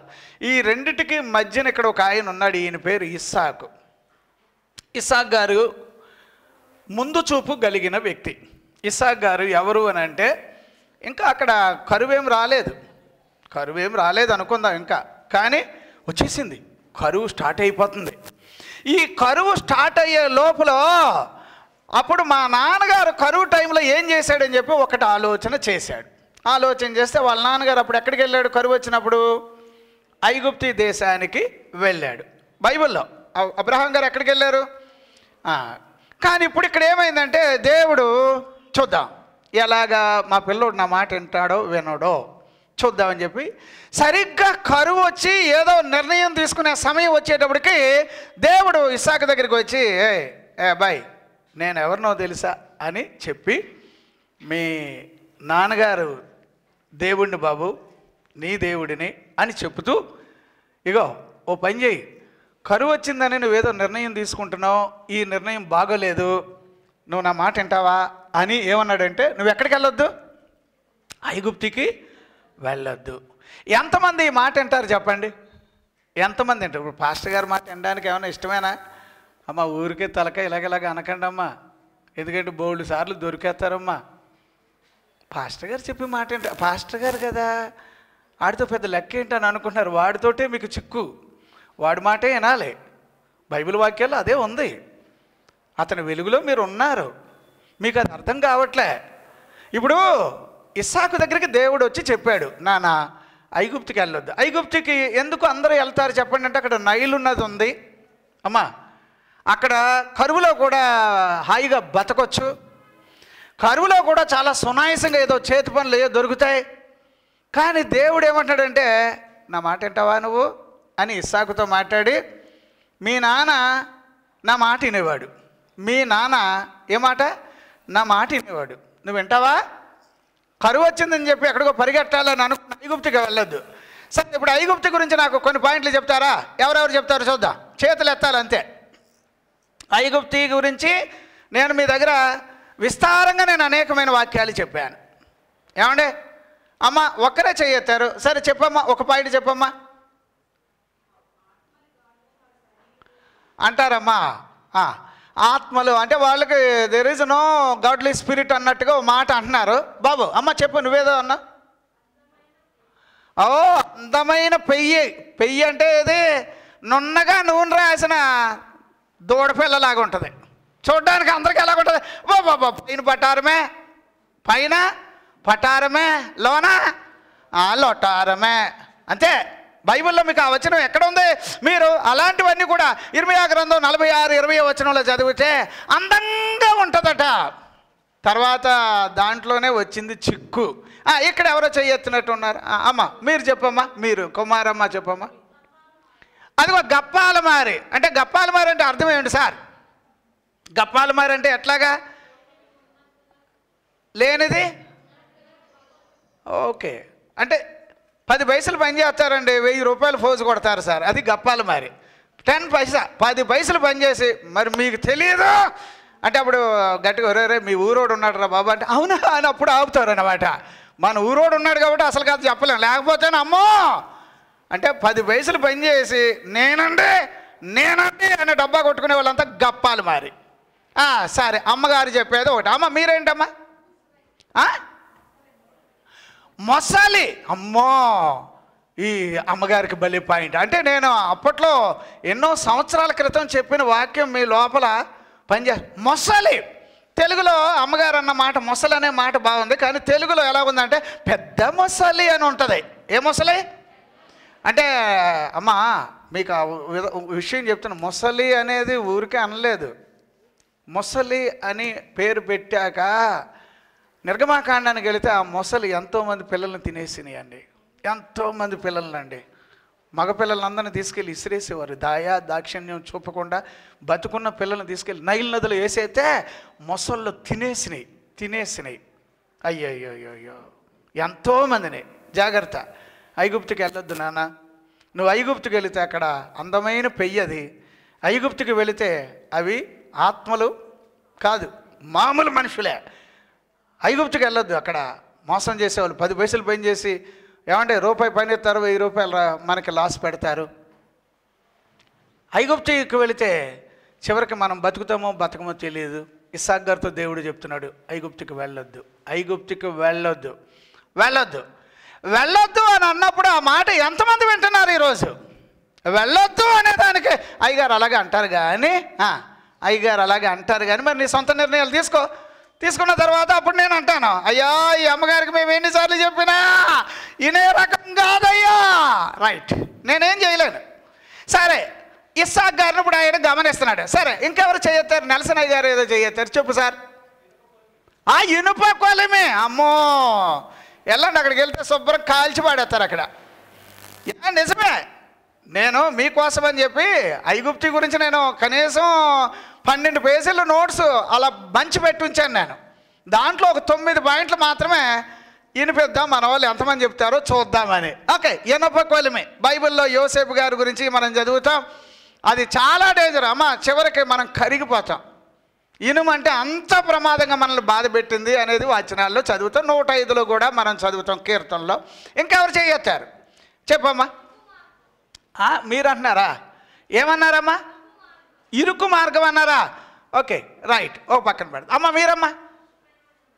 నిష్ప్రయోజనం. Very good. నిష్ప్రయోజనం అంటే దానివల్ల దమిడి లాభం లేదు. సరే, ఇక్కడ అమ్మ చీకటి అంట. అమ్మో వీళ్ళంతా ఎక్కడెక్కడ వాక్యాలు బలి ఎత్తుకొస్తున్నారు. ఆ చీకటి. ఇంకెవరో ఎత్తారు, ఇంకెవరు బాబు చింటూ ఏం చెప్పవా? అంతేనా? ఓకే. ఐగుప్తులో చీకటి ఉండేను, ఇశ్రాయేలీల మధ్యలో వెలుగు ఉండేను. రైట్, అంతేనా? ఎవరు చెప్పలేదో నేను చెప్తున్నాను. అమ్మ నువ్వు మళ్ళీ చెప్తున్నావు. చెప్పమ్మా, ఇంకోటి ఏదో చెప్పు. రెల్లు అంటే గుచ్చుకుంటుంది. వద్దంటే 3 యాంగిళ్ళు ఉంటుంది చూసారా, అదేమంటారు? బల్యం. బల్యమే. అదే మాట మనకు కావాలంటే అక్కడ రెల్లు అన్నాడు, అంటే ముళ్ళు. రెల్లు అంటే బైబిల్లో కొంత అది ఒక్కొక్కసారి ఇలాగా వద్దంటే వచ్చి గాలికి వచ్చి ముళ్ళు గుచ్చుకునే విత్తనాలు ఉంటాయి కదండి. అదొక రకంగా. అయ్యి బాబాయ్ దాన్ని ఒకటి తెద్దామంటే ఇంకోటి గుచ్చుకుంటుంది, ఇంకోటి తెద్దామంటే ఇంకోటి గుచ్చుకుంటుంది. అదొక రకమైన రెల్లు కంప. వద్దయ్యా. సరే, ఇంకెవరు చెప్తారు? ఎవరు చెప్పలేదు, ఒకటి ఉండిపోయింది. అందుకోసం నేను ఇలా తిరుగుతూ ఉన్నాను అన్నమాట. అమ్మ చెప్పమ్మా, మీరు చెప్పండి. ఇస్తారమ్మా. బ్రహ్మజముడు ముళ్ళు అంటారా? ఓకే, అమ్మ బాగా గుర్తుపెట్టారు. ఓకే, ముళ్ళు. ఓకే, కంప. ఓకే, ఇంకేదో. రైట్. ఇక్కడ సార్ మారణం అంటున్నారా? ఓకే, అదేదో ఎవరో చెప్పారులేండి, పెద్ద చెప్తారు. నిష్ప్రయోజనమైన అమ్మాయి చెప్పింది, ఎవరు? దెబోరా గారు. అది కూడా కరెక్టే సార్. ఆ వాక్యం దేవుడు మీ ద్వారా వెల్లడి చేయడం బాగుంది. అమ్మ కొదమ సింహం ఏమంటారండి? ఉందా ఇమ్మంటారా? రెఫరెన్స్ ఇమ్మంటారా? మీరు ఆలోచన చేయండి. అంటే ఇప్పుడు ఇస్సాకు దేవుని మాట వింటాడో వినడో గమనిస్తున్నాడు అంతే. ఇస్సాకు గారు మా నాన్నగారు అక్కడికి వెళ్ళారు కాబట్టి నేను కూడా అక్కడికి వెళ్తాను అంతే అని వెళ్ళుంటే గనక ఇస్సాకు విత్తనాలు వేశాడు. ఏ టైంలో వేశాడని బైబిల్లో చూసారా? ఏమని అన్నాడమ్మా? కరువు టైంలో వేసాడట. ఏ టైంలోనమ్మా?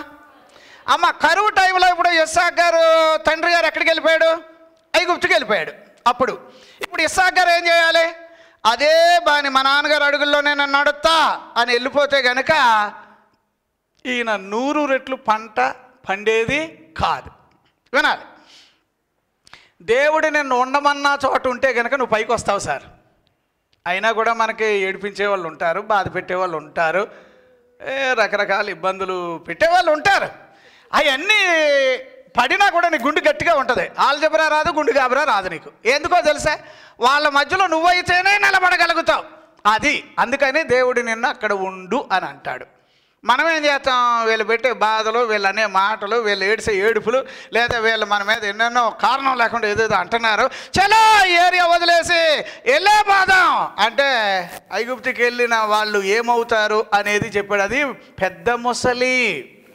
అందుకే నేను ఆ వచనాలు చదివినప్పుడల్లా నాకేమనిపిస్తుంది అంటే, అరణ్యంలో ఇశ్రాయేలీలు ఉన్నప్పుడు దేవుడు వారికి, తమిళ్ బైబిల్లో చూస్తేనేమో అండి ముసలు తలకాయలు లాంటి వాటిని, అట్లాంటి వాటిని తెచ్చి వారికి ఆహారం పెట్టాడు అన్నట్టుగా ఆధారాలు ఉన్నాయి.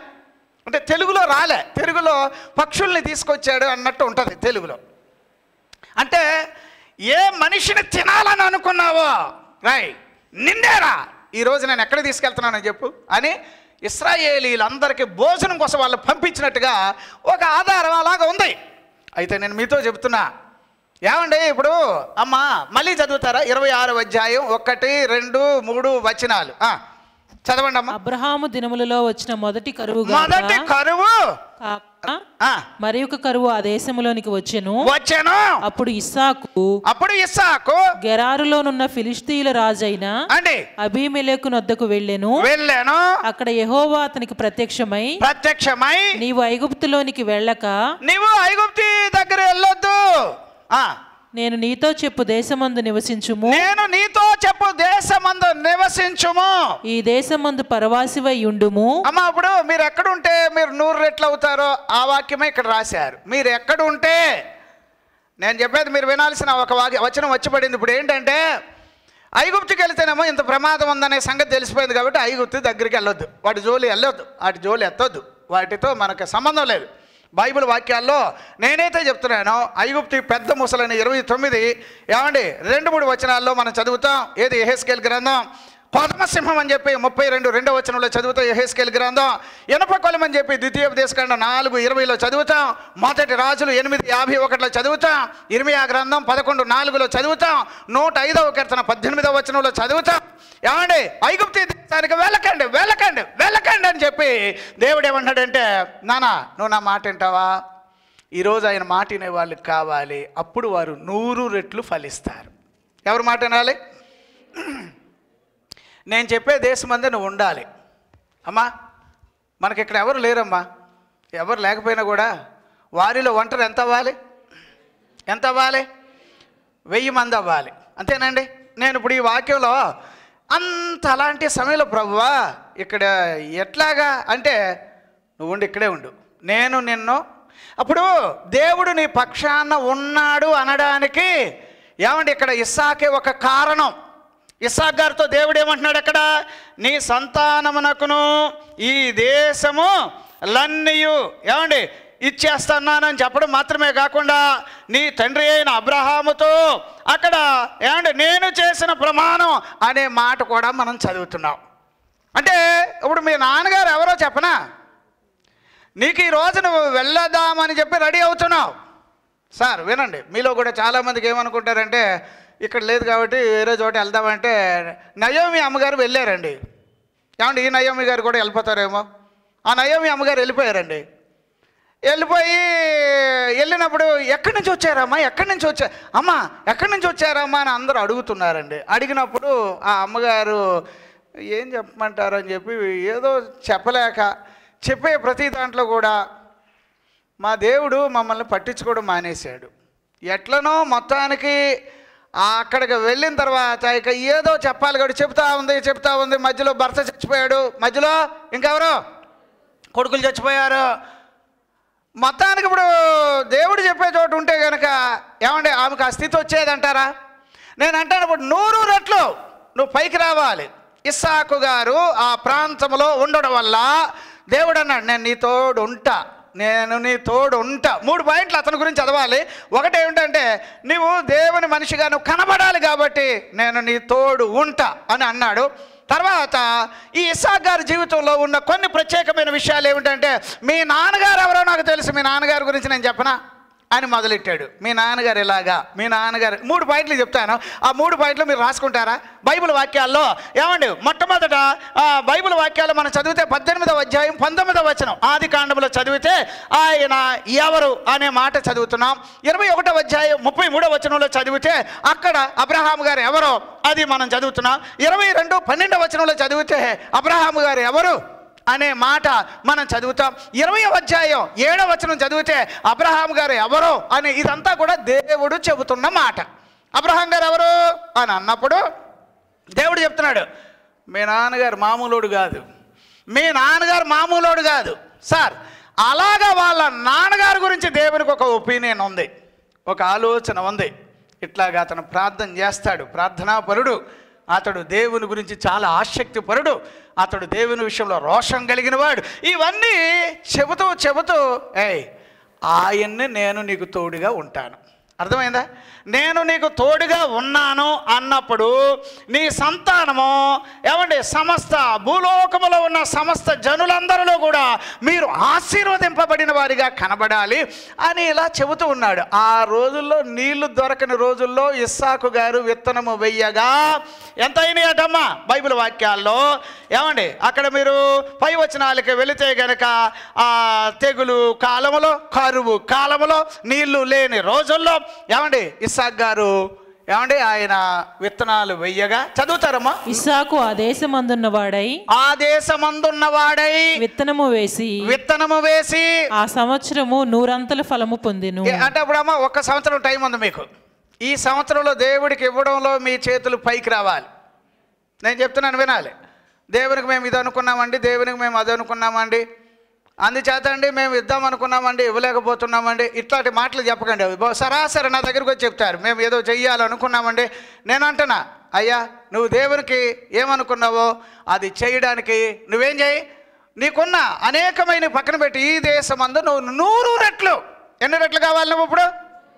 ఈ సంవత్సరం అమ్మా ఇక్కడ బైబిల్లో చూడండి, కరువు కాలువలో ఇస్సాకు విత్తనము వెయ్యగా ఎన్ని రెట్లు వచ్చినాయండి? చెప్పాలి, అందరూ చెప్పాలి. ఈ సంవత్సరం నువ్వు 100 రెట్లు పైకి రావాలి. గొప్ప కార్యాలు చూడాలనుకున్న వాళ్ళు ప్రతి వాళ్ళు కూడా ముందు దేవుడితో నిబంధన చేసుకోవాలి. ప్రభువు చెప్తున్నాడు, ఇస్సాకు మీ నాన్నగారు ఆశీర్వాదాలన్నీ కొట్టలు వచ్చి ఉన్నాయి నీ దగ్గర. కానీ నీలో ఫలించాలంటే నా మాట వింటావా అడిగాడు. సారీ ప్రభువా, నేను ఐగుప్తుకి వెళ్ళిపోతాను, మా నాన్నగారు మాకు ఇంతకుముందు కరువు కాలంలో ఆయన అక్కడికి వెళ్ళడం మాకు తెలుసు, అక్కడికి వెళ్ళిపోతానంటే ఐగుప్తి అందమైన పెయ్యి, ఐగుప్తి ఇంకెలాంటిదట గప్పాలు మారి, ఐగుప్తి ఎటువంటిదంటే ఇనప కొలిమి, ఐగుప్తి ఎటువంటిదంటే నిష్ప్రయోజనం, ఐగుప్తి ఎటువంటిదంటే పెద్ద మొసలి, ఐగుప్తి ఎటువంటిదంటే ఏమని రాశాడంటే కోదమ సింహము. అక్కడికి వెళితే లాభం లేదు. సరే ఇతను నా మాట వింటాడా వినడా అని చూశాడు, వినడం మొదలుపెట్టాడు. దేవుడు ఏం చేశాడంటే నేను నీకు తోడుగా ఉంటాను, నేను నిన్ను పైకి తీసుకొస్తాను, బయట వాళ్ళందరూ ఇప్పుడు నిన్ను చూడాలి. ఇప్పుడు చివరికి ఇస్సాకు గారిని చూసి బయట వాళ్ళందరికీ ఏమొచ్చిందో తెలుసా? అసూయ పుట్టిందట. ఏం పుట్టిందండి? ఎందుకమ్మా ఇప్పుడు మీరు ఈ వచనాలు మీరు ఇప్పుడు వాక్యంలోకి వెళదాం. ఇందులో ఉన్నాం ఏమండి, ఇందులో చాలా ఇంపార్టెంట్ పాయింట్స్ ఏంటంటే మీరు విత్తనాలు వేయాలి. ఏమండి మీ వాక్యంలో మెయిన్ టాపిక్ ఏమిటట? ఇటు 100 రెట్లు ఫలించిన ఒక రైతు గురించి చదివాం. అతడు ఎలాగ పైకి వస్తున్నాడో, అతడు కష్టపడ్డం ఏమిటో అనేది ఒకటి చూసాం. ఇటు పక్కన ఒక రైతు ఉన్నాడు, వాడు సోమరితనం, బద్ధకం, వాడుకున్న లక్షణాల వల్ల వాడు దివాలా తీస్తున్నాడు. ఈ రెండింటికి మధ్యన ఉదాహరణగా ఒక చిన్న మాట వచ్చింది. ఏమిటంటే నువ్వు దేవుని మాట వినే రైతుగా ఉంటావా, వ్యవసాయదారుడిగా ఉంటావా, దేవుడికి ఏది నచ్చే మనిషిగా ఉంటావా అని అన్నప్పుడు అలా ఉంటాను అంటే గనక దేవుడు నీ కూడానే ఉంటాడు. దేవునికి స్తోత్రం. ఆ సంవత్సరం మంది ఇస్సాకు విత్తనము వేసి 100 రెట్లు. ఏ టైంలో అది? కరువు కాలంలో. కరువు కాలంలో అమ్మ ఎంత నీరు కావాలి, కరువు కాలంలో ఏదన్నా పండాలంటే ఎంత కష్టమండి, కరువు కాలంలో ఎంతమంది మన మీద పడి ఎడుతారండి, మేమంతానేమో ఇలాగుంటే మీరింత సుఖంగా ఉండడం అంటే ఏమిటి ఇది అని అన్నప్పుడు ఇస్సాకు గారు అన్నిటికీ బదులు ఎవరిని చూపించేవాడు? అదిగో ఆయన, మా నాన్నగారు దేవుడు, మా నాన్నగారు దేవుడు నాతో ఉన్నాడు అని చెప్పేవాడు. ఇప్పుడు నేను అంటాను, అమ్మ కరువులో కూడా పోయిన సంవత్సరంలో వాహనాలు కొనుక్కున్న వాళ్ళని దేవుడు దీవించిన గాక, కరువులో కూడా పోయిన సంవత్సరంలో స్థలాలు కొనుక్కున్న వారిని దేవుడు దీవించిన గాక, కరువులో కూడా భలే భలే ఇల్లులు కట్టుకున్న వారిని దేవుడు దీవించిన గాక, ఇదిగో ఈ సంవత్సరం కూడా దేవుడు ఇస్తున్నాడు 100 రెట్లు నేను ఇవ్వబోతున్నాను. నా మాట వింటావా? నా మాట వింటావా? నా మాట వినేటట్టుగా ఉంటావా? వింటే గనుక ఇప్పుడు ఏమి విత్తాలి అని ఆలోచన చేయండి. ఇస్సాకు గారి లైఫ్ స్టైల్లో అక్కడ నిజమే విత్తనాలు అనేది కనిపించింది, నిజమే. కానీ 126వ కీర్తనకు వెళితే గనక అక్కడ వాళ్ళు ఏంటట, కన్నీరుతో వాళ్ళు విత్తనాలు వేయడం మొదలు పెట్టారట.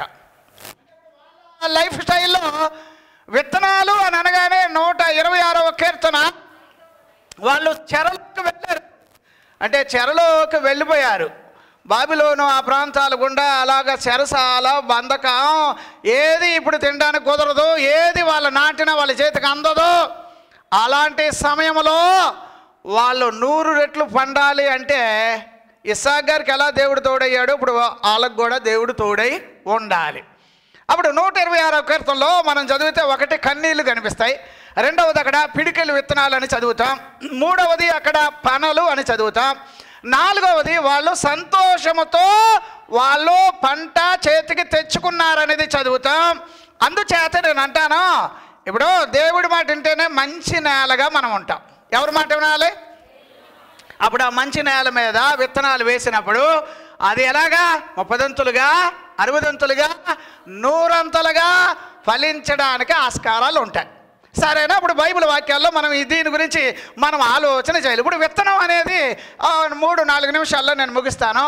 ఇప్పుడు విత్తనము అనే దాంట్లో ఈ 126వ కీర్తనలో చదివితే వాళ్ళకి విత్తనం ఏమిటంటే కన్నీళ్ళు లేకపోతే ప్రార్థన, అదే వారికి విత్తనం. అంటే ఇది విత్తనమా? ఏంటి కన్నీళ్ళు విత్తనమా, ప్రార్థన విత్తనమా అని అనొచ్చు కదా మీరు. ఇప్పుడు ఇదే కదా మీరు అనొచ్చు కదా. అదేంటండి బాబా అదేం విత్తనాలు అండి? మీ జీవితాల్లో కన్నీటి ప్రార్థన పోయి ఏ కాలం అయ్యిందో ఆలోచన చేయండి అమ్మా, ఆలోచన చేయండి ఈ విషయంలో. ఏదో ఒకప్పుడు నువ్వు ఏడ్చినట్టు కనిపించేవాడు, ఇప్పుడు నీ కన్నీళ్ళు ప్రార్థనే లేదు. ఇప్పుడు నేను వాక్యం చెప్తున్నాను, ఉత్సాహంగా ఏం చెప్పట్లే, కన్నీళ్ళు రావట్లే, ఏమిటో శక్తివంతంగా చెప్పట్లే, రావట్లే. అప్పుడు అలాంటి వాక్యాలు ఏమైనా పని చేస్తాయంటారా? టైం వచ్చినప్పుడు ఏడ్చేదొట్టు రావాలి, టైం వచ్చినప్పుడు చలాకీగా చెప్పేదొట్టు ఉండాలి, టైం వచ్చినప్పుడు ఉజ్జీవంగా చెప్పేదొట్టు ఉండాలి. అప్పుడు వాక్యాలు.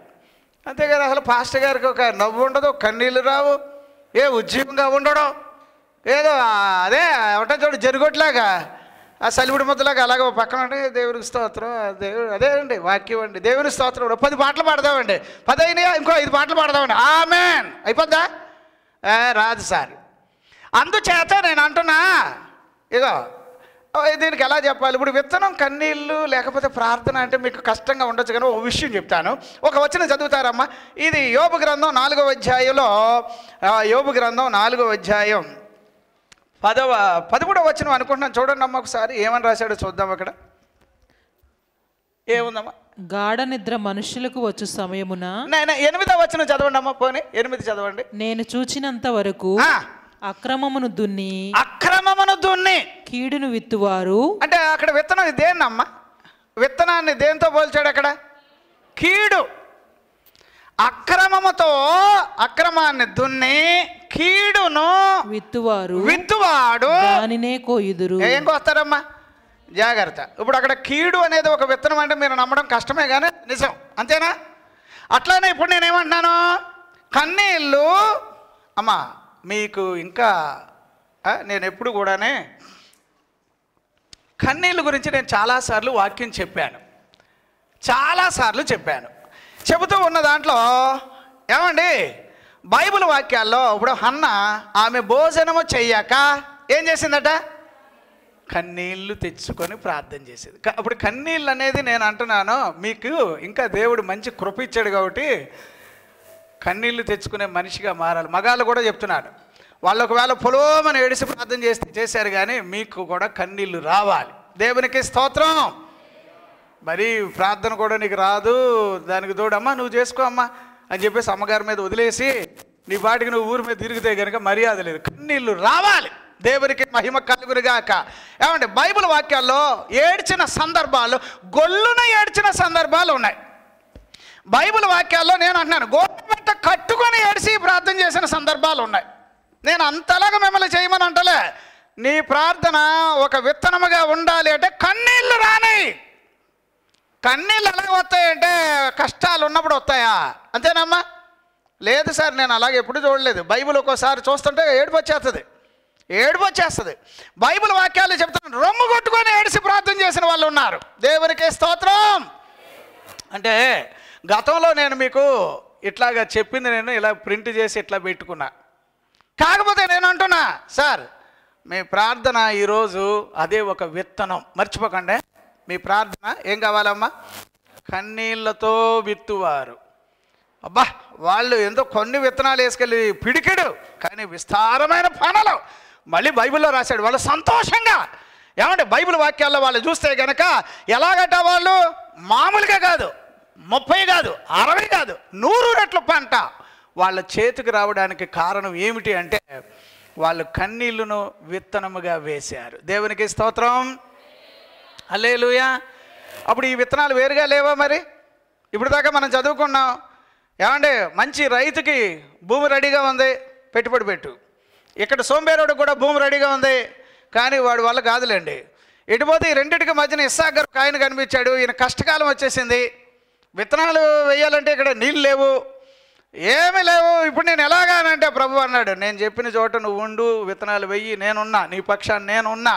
అమ్మా మన పక్షాన దేవుడు ఉన్నాడు కనుక మనకు ఆధారమైన వాడు నరుడు కాదు. నీ వాక్యం మనకు ఆమెనన్నట్టుగా అవునన్నట్టుగా ఈ వాక్యం మనకు తోడై ఉండునుగాక. దేవునికి స్తోత్రం. అంచేత నీ ప్రయాసత వ్యర్థం కాకుండా కొంచెం కన్నీళ్లు తెచ్చుకునే మనిషిగా ఉండాలి. అవి మనకి విత్తనాలు. రెండవదిగా బైబిల్ వాక్యాల్లో విత్తనము అనే దాంట్లో ఏమంటే ఆదికాండం 21:5వ వచనం ఒకసారి చదువుతారమ్మా. ఆదికాండం 21:5వ వచనం ఒకసారి మనం చదువుదాం.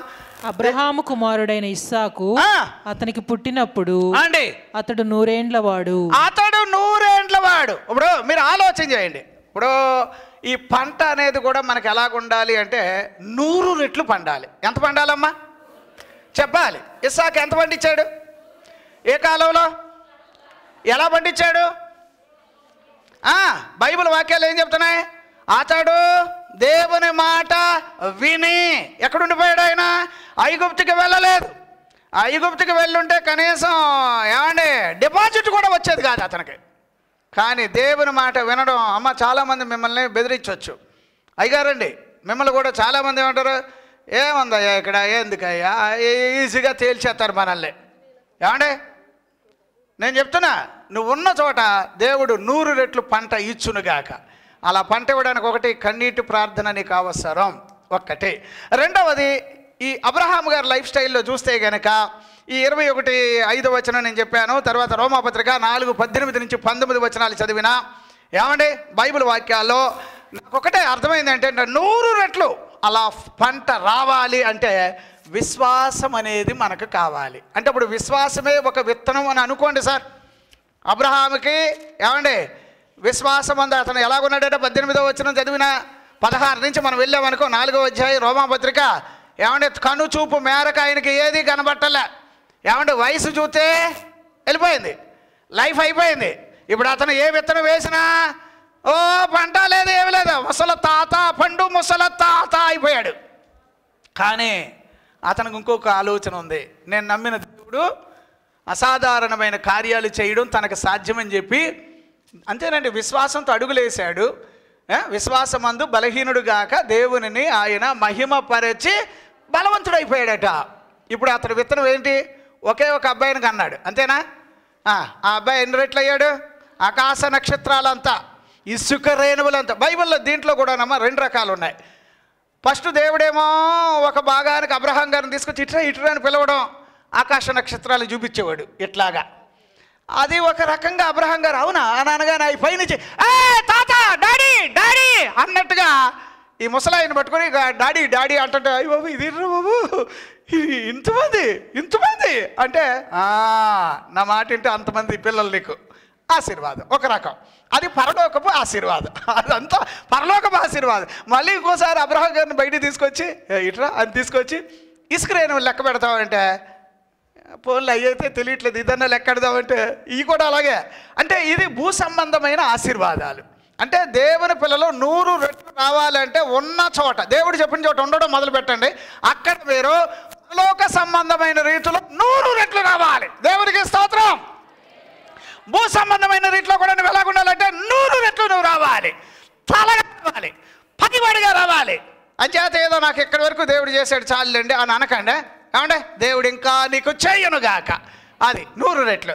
సరే, ఇప్పుడు రెండవది విత్తనం ఏమిటంటే విశ్వాసము. రెండవది ఏంటమ్మా?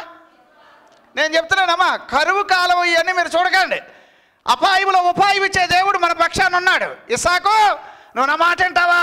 నువ్వు ఐగుప్తు దేశానికి వెళ్ళొద్దు, ఇక్కడ ఉండి నువ్వు, నేను నీకు తోడుగా ఉన్నాను. బయట వాళ్ళందరూ నేను చూసేటప్పుడు ఈ మనిషి ఎవరు, ఇతడు పొలం ఏమిటి, ఇతడికి ఇంతలాగా అభివృద్ధి అవ్వడం ఏంటి, ఇతడు అలాగా ఎందుకయ్యాడు, ఎలా విస్తరించాడు అనగానే ఇతని దేవుడు గొప్పవాడు అనే సంగతి బయటకు రావాలని దేవుడు ఇస్సాకు తరపున నిలబడ్డాడు. కాకపోతే ఒకటే, నా నుంచి వచ్చేది ఏంటంటే, ప్రభు అడుగుతున్నాడు, నువ్వు ఉంటావా, ఇక్కడ ఉంటావా? ఏమంటే ఏకలాగా ఉన్నా కూడా దేవుని తరపున ఏమవ్వాలి మనం? నిజంగా కొన్ని సందర్భాల్లో ఏమంటే ఒక్కసారి నాకు అనిపిస్తుంది, బయట జరిగే రాజకీయ గొడవలు ఇవన్నీ చూస్తూ ఉంటుంటే మనం ఎక్కడున్నామో అనే ఆలోచన వస్తూ ఉంటుంది. అసలు మన పక్షాన ఎవరైనా పెద్దవాళ్ళు ఉన్నారంటారా? మనకు ఎవరైనా పై దిక్కు ఎవరైనా ఉన్నారా? మనం వెళ్ళి ఎవరితోనైనా మాట్లాడితే వినేవాడు ఎవడైనా ఉన్నాడంటే బహుశా లేడేమో అన్నట్టు అనిపిస్తూ ఉంది. కానీ ఇలాగే ఉన్నప్పుడు ఏమండి దేవుడు నీ తరపున ఉన్నాడు కనుక 100 రెట్లు నువ్వు ఫలిస్తావు. దేవునికి స్తోత్రం. అబ్రహాముకి 100 ఏండ్లు అని అనగానే అదే ఒక దీవెన అయితే ఆ తర్వాత ఇంకా దీవెనలు ఆయన మీద. దేవునికి స్తోత్రం. మూడవది బైబిల్ వాక్యాల్లో విత్తనము అనే దాంట్ మీద. ఇప్పుడు బైబిల్ వాక్యాల్లో మీరు చూసినట్లయితే యోహాను సువార్త 12:24లో యేసు ప్రభువే మనకి విత్తనం అండి. యేసు ప్రభు ఎవరు? ఒకసారి చదవండి అమ్మ వచనాన్ని. Praise lord.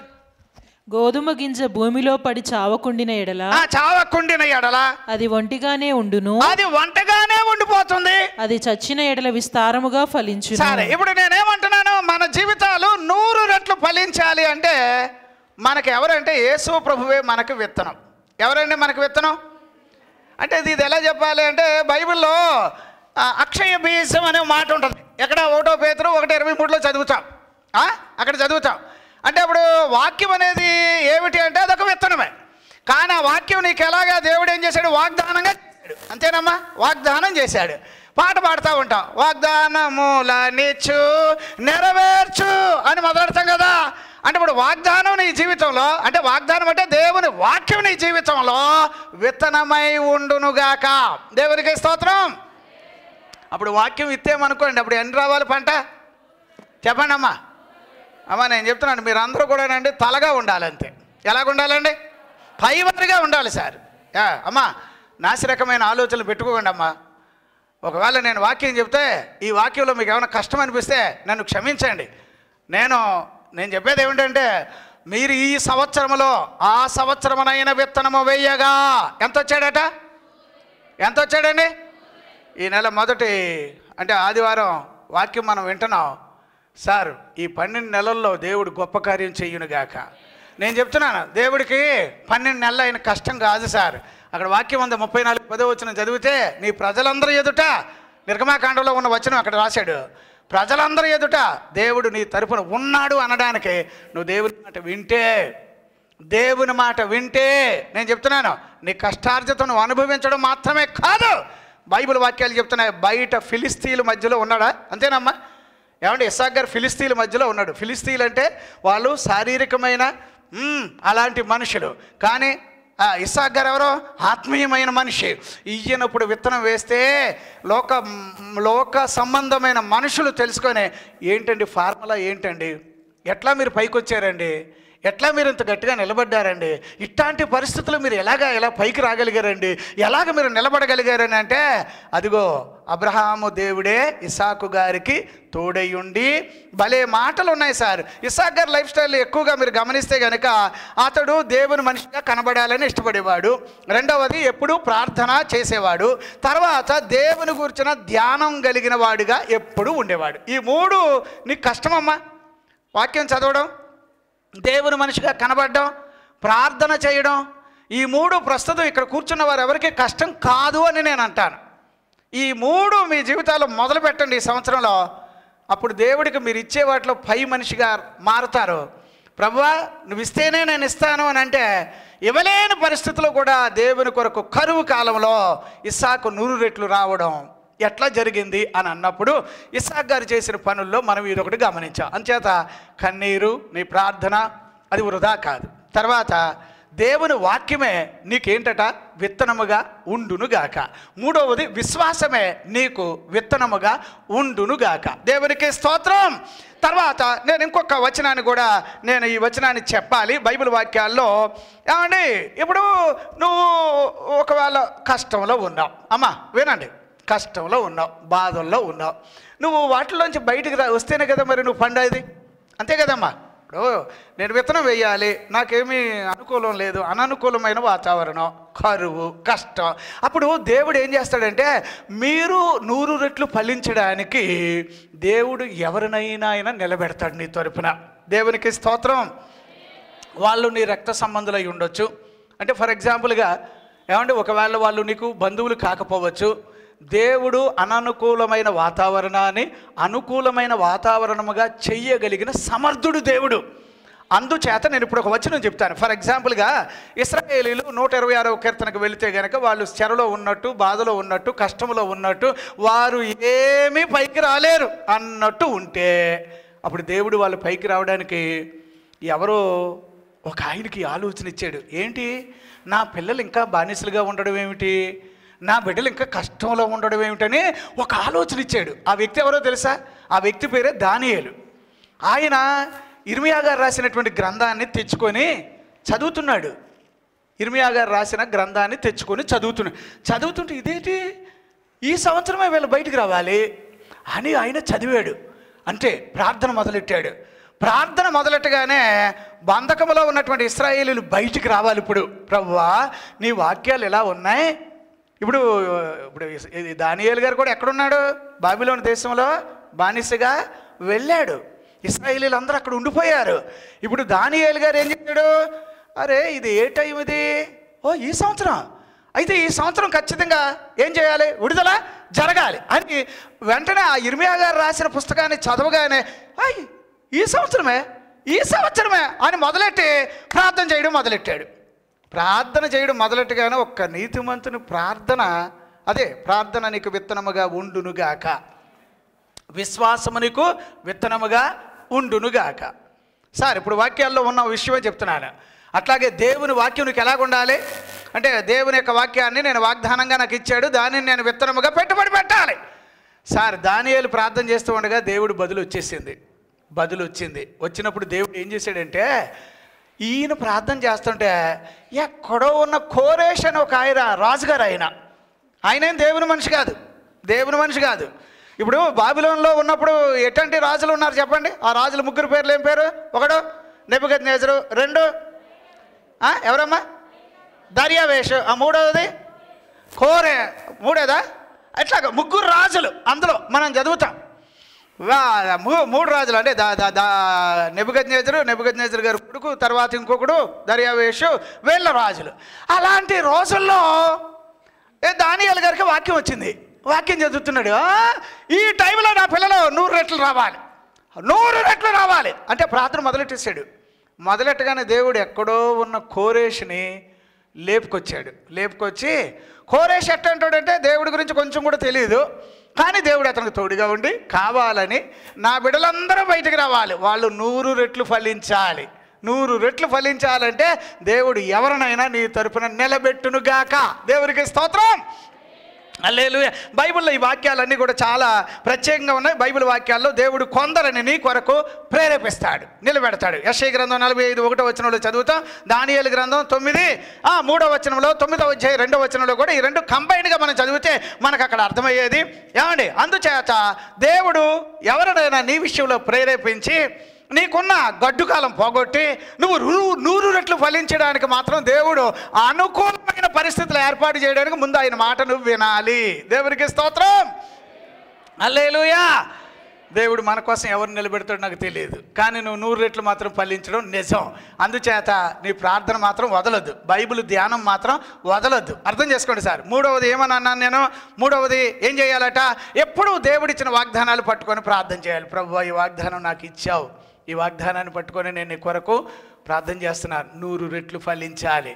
ఫిలిస్తీన్లు ఉన్నారు, వాళ్ళు నన్ను చూస్తే అసూయ పడుతున్నారు, నా మీద ఏడ్చే వాళ్ళు ఉన్నారు, నా మీద ఇష్టం లేనటువంటి వాళ్ళు ఉన్నారు. వాళ్ళ మధ్యలోనే నువ్వు ఇప్పుడు ఏం చేయాలట? దేవుడు నీ తరపు అయినప్పుడు దేవుడు ఎవరినైనా నిలబెడతాడు. నాకు ఇక్కడ అనిపించింది ఏంటంటే, దేవుడు అనుకుంటే నువ్వు 100 రెట్లు రావడానికి ఎవరినో ప్రేరేపిస్తున్నాడు. దేవునికి స్తోత్రం. రెండవది ఏమండి, అంటే మనకి అక్కడ ఈ వచనాన్ని చదివితే 45 ఈ వచనాలు చదివితే 40 యెషయా గ్రంథంలో మనకి అడ్డుగా ఉండే తలుపులు ఉంటాయి. మరి వాటిని ఆయన ఏం చేస్తాడట? పగలు కొట్టేస్తాడమ్మా. అంటే నువ్వు 100 రెట్లు ఫలించాలంటే ఏం కావాలి? ఇక్కడ అడ్డుగా ఉన్నాయి పోవాలి.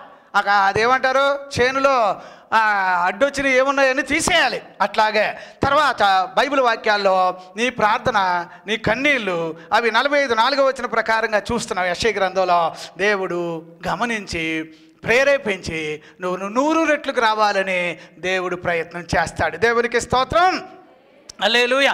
ఈ వాక్యాన్ని నేను ముగించడానికి ముందుగా ఏమండి, మన ఇళ్ళల్లో విత్తనాలు అంటే ఏమిటి అనేది చూస్తే కనుక, ఒకటి ప్రార్థన, రెండోది అంటే ప్రార్థనలు ఏముండాలి? కన్నీళ్ళు ఉండాలి.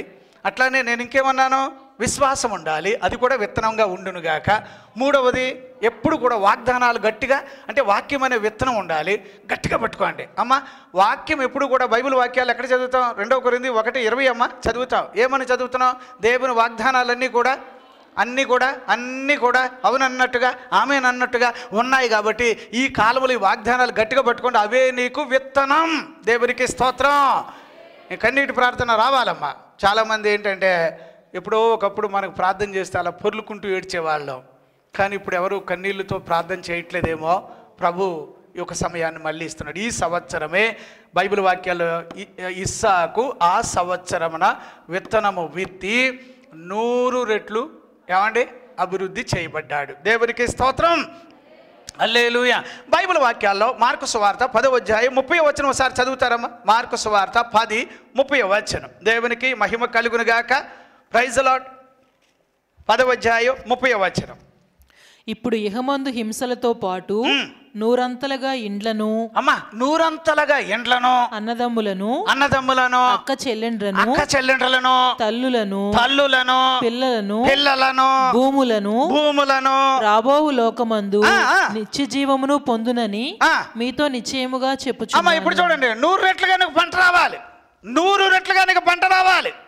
విత్తనాలు వేయండి. విత్తనాలు అంటే ఏవో కాదమ్మా, కన్నీటి ప్రార్థన ఉండునుగాక.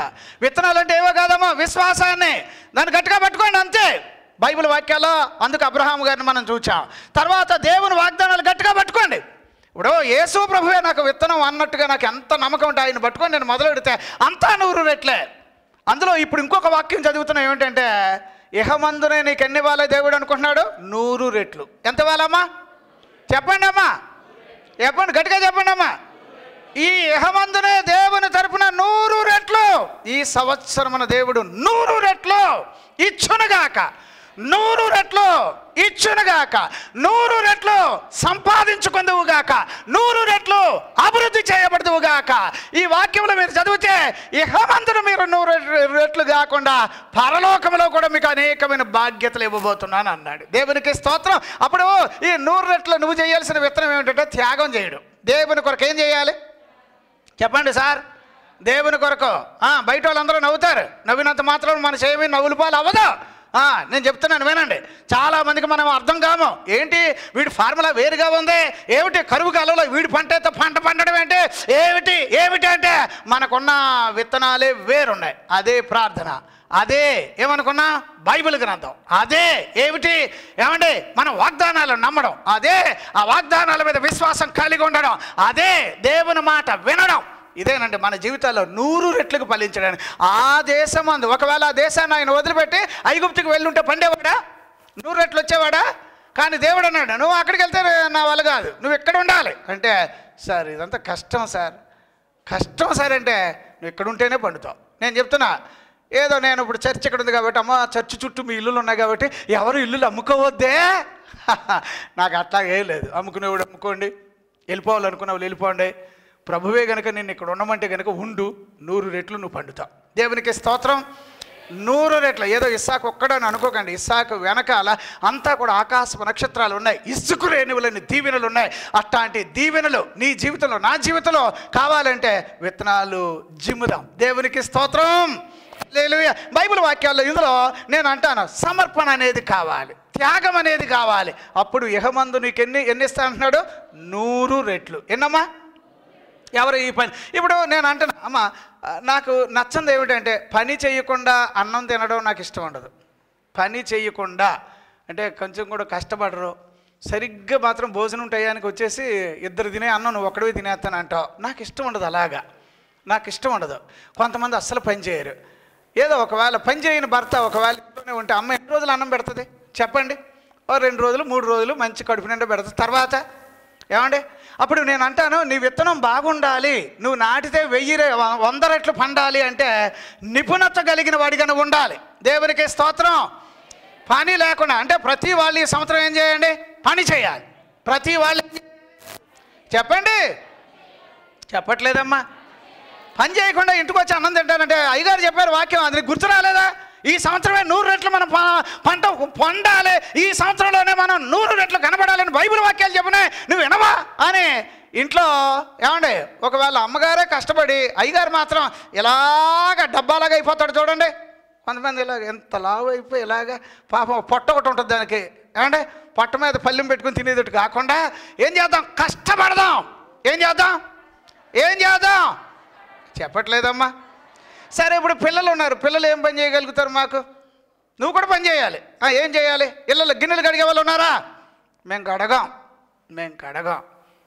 అమ్మ కడగపోయినా అమ్మ అన్నం పెడుతుందమ్మా. నేను చెప్తున్నా, నువ్వు కడగకపోయినా అమ్మ అన్నం పెడుతుంది. ఎందుకంటే ఏనుక్కు తొండం బరువు కాదు. కానీ ఒకరోజు నువ్వు ఎంత బాధపడతావంటే, అయ్యో నేను ఇప్పుడు నేర్చుకోలేకపోయానే, అప్పుడు సోంబేరులాగా నువ్వు కనిపిస్తావు. ప్రతి చిన్న దాంట్లో నేను అంటాను, ఏమంటే ఆడవాళ్ళే గిన్నెలు కడగాలని నేను అన్నా. అట్లా అన్నావు. మగాళ్ళు కూడా ఏం చేయాలి? అయ్యి బాబు ఇదేంటి బాబు, మేము గిన్నెలు కడగాలి. అన్నిసార్లు అమ్మే వండాలి అని అనుకోకండి. చేతనైతే మీరు కూడా అయ్యి బాబు ఇదేంట్రా బాబు, మేము కూడా వంటలు చేయాలా, కిచెన్లోకి వెళ్ళాలా? అయ్యగారు చెప్పారు కదండి, కనీసం నేను కిచెన్లోకి వెళ్ళడం నాకు చేత కాదు కాబట్టి నేనేం చేస్తాను, బయట ఉన్న పనులన్నీ చేసుకొస్తాను. ఏ సోంబేరుడు ఉన్నాడు కానీ ఆ ఇంటికి దరిద్రం రాకముందే ప్రభు నిన్ను ఈ సంవత్సరంలో నేను నిన్ను 100 రెట్లు నేను పైకి తీసుకురావాలని ఆశ ఉందబ్బా, నా మాట వింటావా? ఉన్న చోట నువ్వేం చేయి, ఇక్కడ వాగ్దానాలను పట్టుకో, అది నీకు విత్తనంగా ఉండునుగాక. కన్నీటి ప్రార్థన అది నీకు విత్తనంగా ఉండునుగాక. దేవుని వాక్యం నీకు విత్తనంగా ఉండునుగాక. దేవుని తరఫున త్యాగంగా ఉండను, అది నీకు విత్తనముగా ఉండునుగాక. నువ్వు మొదలెట్టు. ఈ సంవత్సరం 100 రెట్లు నువ్వేం కావాలట? పంట పండాలి. ఫిలిస్తీన్లు ఉన్నారు, అడ్డుంటారు, ఎవరైనా ఉంటారు. ఏడ్చేవాడు ఆడవని, ఏడ్చే వాళ్ళ మధ్యలోనే నువ్వేం కావాలట? అంటే 100 రెట్లు పంట రావాలి. దేవునికి స్తోత్రం. హల్లెలూయా, హల్లెలూయా. మార్కు సువార్త 4వ అధ్యాయం 20వ వచనం ఒకసారి చూడండి అమ్మా. 4వ అధ్యాయం 20వ వచనం. నేను ఈ వాక్యాన్ని ముగిస్తాను, అయిపోయింది. నేను యాక్చువల్లీ 12:30 అన్నాను కదా, అక్కడి నుంచి ఇంకా అందుకున్నది వాక్యం. చేత కొంచెం దూరం వెళ్ళాం, ఏమనుకోవద్దు. ఈరోజు అదొక్కటి చదవండి అమ్మా. మంచి నేలను విత్తబడిన వారు ఎవరనగా, ఎవరు అనగా వాక్యము విని. అంటే వాళ్ళు ఎవరట? మంచి నేలను విత్తబడి 100 రెట్లకు వచ్చేసిన వాళ్ళు ఎవరు అంటే, వాళ్ళు వాక్యము విని దానిని అంగీకరించి 30 అంతలుగాను, ఎన్ని అంతలుగామా? 30 అంతలుగాను, 60 అంతలుగాను, 60 అంతలుగాను, 100 అంతలుగాను, 100 అంతలుగాను ఫలించు వారని చెప్పెను. ఫలించు వారని. ఏమండి ఇక్కడ మనం చూస్తున్నాం. అందుచేత నేనేమంటాను, కొందరు స్థితి ఎలా ఉందంటే ఇట్లాగా, ఏమంటే 100 రెట్లుగా వాళ్ళు ఏం చేశారటమ్మా? ఫలించారు. వాళ్ళు ఫలించడానికి కారణం ఏంటి? ఇస్సాకు నా మాట వింటావా అని అడిగాడు. సరే ప్రభువా వింటాను. కరువు ఉంది ఇక్కడ, వింటాను. ఇక్కడ ఫిలిస్తీన్లు అంటే వాళ్ళు నీ మీద పడి ఏడుస్తారు, మరి నీ మాట వింటాను. ఎప్పుడైతే ఈ మాట ఇస్సాకు దేవుని తరపున ఉండడం మొదలెట్టాడో, వారి మధ్యలోనే మూర్ఖుల మధ్యలో జ్యోతిగా నిలబెట్టినట్టుగా ఇస్సాకు 100 రెట్లు ఫలించెను. దేవునికి స్తోత్రం. హల్లెలూయా. బాబు, మీకు అమ్మా నాన్నకి పని చేయడం చేత కాదని కాదు. కుర్రోళ్ళు మీకు కూడా అమ్మ ఏదైనా పని చెప్తే చీదరించుకోకండి. ఏమండే నేనెందుకు వినాలి అని అనకండి. ఒకవేళ ఇప్పుడు అంటారు, తర్వాత భలే ఏడుస్తారండి. ఆ స్థితి రాకముందే ఇప్పుడే బాలుడు ఇప్పుడే తల్లిదండ్రుల మాట వింటే రాబోయే రోజు నీకు 100 రెట్లు పంట ఉంది. దేవునికి స్తోత్రం. కానీ ఈరోజు వాక్యం ఏంటంటే, ఈ సంవత్సరంలోనే నువ్వేం కావాలి? 100 రెట్లు. ఈ వాక్యం రాసి పెట్టుకోండి అమ్మా. ఇగో నేను ఇలాగ ఇప్పుడు చెప్పిన వాక్యం ఇంటికి తీసుకెళ్ళి ఇది పిన్ కొట్టి దీనికి నేను ఏమేమి చెప్పానో ఉదాహరణలతో ఈ మ్యాటర్ అంతా నేను పెడతాను, ఇవన్నీ నేను పెడతాను. ఎందుకు సోంబేరుడు అవుతున్నాడు? వాడు పంట ఎందుకు రావట్లేదు? ఎందుకు విస్తారంగా రావాలని బైబిల్ వాక్యాలు చెబుతున్నాయి. విస్తారంగా 100 రెట్లు అభివృద్ధి వ్యాపించడం ఎందుకు అంటే, బైబిల్ వాక్యాలు ఏం చెప్తున్నాడు? దేవుని పిల్లలు భిక్షమెత్తుకునేటట్టు ఉండకూడదట. నేను చిన్నవాడిని అయి ఉన్నాను, నేను ఇప్పుడు పెద్దవాడిని అయ్యాను, నేను చూస్తూ ఉన్నాను. నీ పిల్లల్లో ఎవరైనా సరే భిక్షమెత్తుకోవడం నేను చూడలేదని 37వ కీర్తన 25లో మనం చదువుతాం. ఈ సంవత్సరమే విత్తనాలు వేద్దాం. విత్తనం అనగానే ఏంటి చెప్పండి నాకు? ప్రార్థన. చెప్పండి అమ్మ. ప్రార్థన అంటే ఆ ప్రార్థనలో ఏముండాలి? కన్నీటి ప్రార్థన రానివ్వండి, కన్నీళ్ళు రానివ్వండి దయచేసి. అంతలాగా నేను ఏడవలేనివని అంటే కూడా ఏమండి అంత కఠినంగా ఉండడం మంచిది కాదు. ఈ సంవత్సరమే నువ్వు పైకి రావాలి, తలగా ఉండాలి, విస్తరించాలి, వ్యాపించాలి. అనేకులు నీకు అడ్డుపడతారు, వాళ్ళందరి మధ్యలో నువ్వే చివరికి ఎలాగ ఉండాలంటే అతిగా ఉన్నతమైన స్థాయిలో ఉండాలి. అంచేత విశ్వాసం అనేది విత్తనంగా భావించు, ప్రేమ అనేది విత్తనముగా భావించు, సమాధానం అనేది విత్తనముగా భావించు, నీతి అనేది విత్తనముగా భావించు, త్యాగం అనేది విత్తనముగా భావించు, వాగ్దానం విత్తనముగా భావించు. అప్పుడు విత్తనాలు వేయండి సార్, 100 రెట్లు మీరు పండి ఏమవుతారు? ఇదే సంవత్సరంలో చివరికి వచ్చేటప్పటికి ఏం చెప్తారు? ఇంకా డిసెంబర్కి మీరు ఏం చెప్తారు? అప్పుడు అయ్యా ఆ రోజు మీరు వాక్యం చెప్తే నాకు కొంచెం కష్టం అనిపించింది అయ్యా, కానీ మీరు చెప్పినట్టు నేను ఇక్కడే ఉన్నాను. దేవుడు నన్ను ఈరోజు సార్ ఎవరికో దేవుడు పెద్ద పెద్ద కార్యాలు చెయ్యాలని ఆలోచన కలిగి ఈ వాక్యాన్ని వాగ్దానంగా మీకు ఇచ్చేసాడు. ఈరోజు ఎవరు పట్టుకుంటారో చూద్దాం, ఎవరు గట్టిగా ఈ వాక్యాలు పట్టుకొని ఉంటారో చూద్దాం. ఏమండే ఏడు మొక్కలు పెట్టుకోవద్దు, ఎవరి మీద ఏడవద్దు. నీకు సమాధానం అనే విత్తనం ఉండునుగాక, ప్రేమ అనేది విత్తనముగా ఉండునుగాక, నీతి అనేది విత్తనముగా ఉండునుగాక. ఇవి మనల్ని ఏం చేస్తున్నాయంటే ఈ సంవత్సరంలోనే 100 రెట్లు అమ్మ. ఎప్పుడు తెగని కార్యాలు ఈ సంవత్సరం తెగిపోతాయి. అంత అంత గ్యారంటీ చెప్తున్నాను. ఈ సంవత్సరం ఎలాంటిదంటే వందకాలు లాంటి ఎనప గొలుసులైనా కూడా తెంచేసి ముందు నువ్వేం కావాలంటే నీ కోసం కావాలంటే కోరేషు లాంటి వాళ్ళని దేవుడు నిలబెట్టును గాక. వాళ్ళు నీకు సంబంధికులు కాకపోవచ్చు కానీ దేవుడు నీ తరపున నువ్వు పైకి రావాలని చెప్పి వాళ్ళని దేవుడు నిలబెట్టి నువ్వు పైకి రావడానికి అడ్డులు ఆటంకాలు తొలగించి ప్రాకారములు పడగొట్టే దేవుడిగా నీ ముందు వెళుతూ సరళము చేయబోతున్నాడు. ఎంతోమంది అనుకుంటున్నారు ఈ సంవత్సరం అయినా నా బిడ్డకు పెళ్ళి అవుతుంది అంటే, అయ్యా రెడీ, వాక్యం వచ్చేసింది. 100 రెట్ల పంట వాక్యం వచ్చేసింది. పెళ్ళిళ్ళు జరగబోతున్నాయి ఈ సంవత్సరంలో. దేవుడు గొప్ప కార్యాలు ఇవి ఎలాగో అంటే, అమ్మో ఇవి జరగాలంటే ఆ లడ్డు ఉన్నారు, వీళ్ళు ఎడుతున్నారు, ఇవన్నీ పోతున్నాయి. దేవుడు 100 రెట్లు పంట, 100 రెట్లు పంట. ఫిలిస్తీన్లు అడ్డున్నారా? 100 రెట్లు పంట. ఏమండి వీళ్ళు ఏడ్చే వాళ్ళు ఉన్నారా? 100 రెట్ల పంట. నేను గట్టిగా చెప్తున్నాను, ఇది కనుక ఈ వాక్యాన్ని నమ్మితే వాగ్దానము చేయవాడు అవునన్నట్టుగా వాటిని మన విషయంలో ఆమెనన్నట్టుగా చేయవాడు కనుక. ఏమంటే నా వాక్యం చెప్తున్నాను కానీ నా ముందు మనుషులు కనిపిస్తున్నారు. ఆ మనుషుల పేర్లు చెప్పేయాలని నాకు ఆలోచన వచ్చేస్తుంది. కానీ నేను చెప్తున్నా ఈ సంవత్సరం మాత్రం భలే కార్యాలు చూడబోతున్నారు, అద్భుతమైన కార్యాలు చూడబోతున్నారు, ఊహకు మించిన కార్యాలు. నువ్వు ఇక చెప్పడానికి వీలు లేనంత ఆనందంతో దేవుని దగ్గర కనిపించే రోజు. ఇగో 100 రెట్లు పంట. ఇస్సాకు దేవుడే నీ దేవుడు, నా దేవుడు. దేవుడి వాక్యాన్ని దీవించునుగాక. ఆమేన్. ప్రార్థన చేసుకుందాం. చిన్న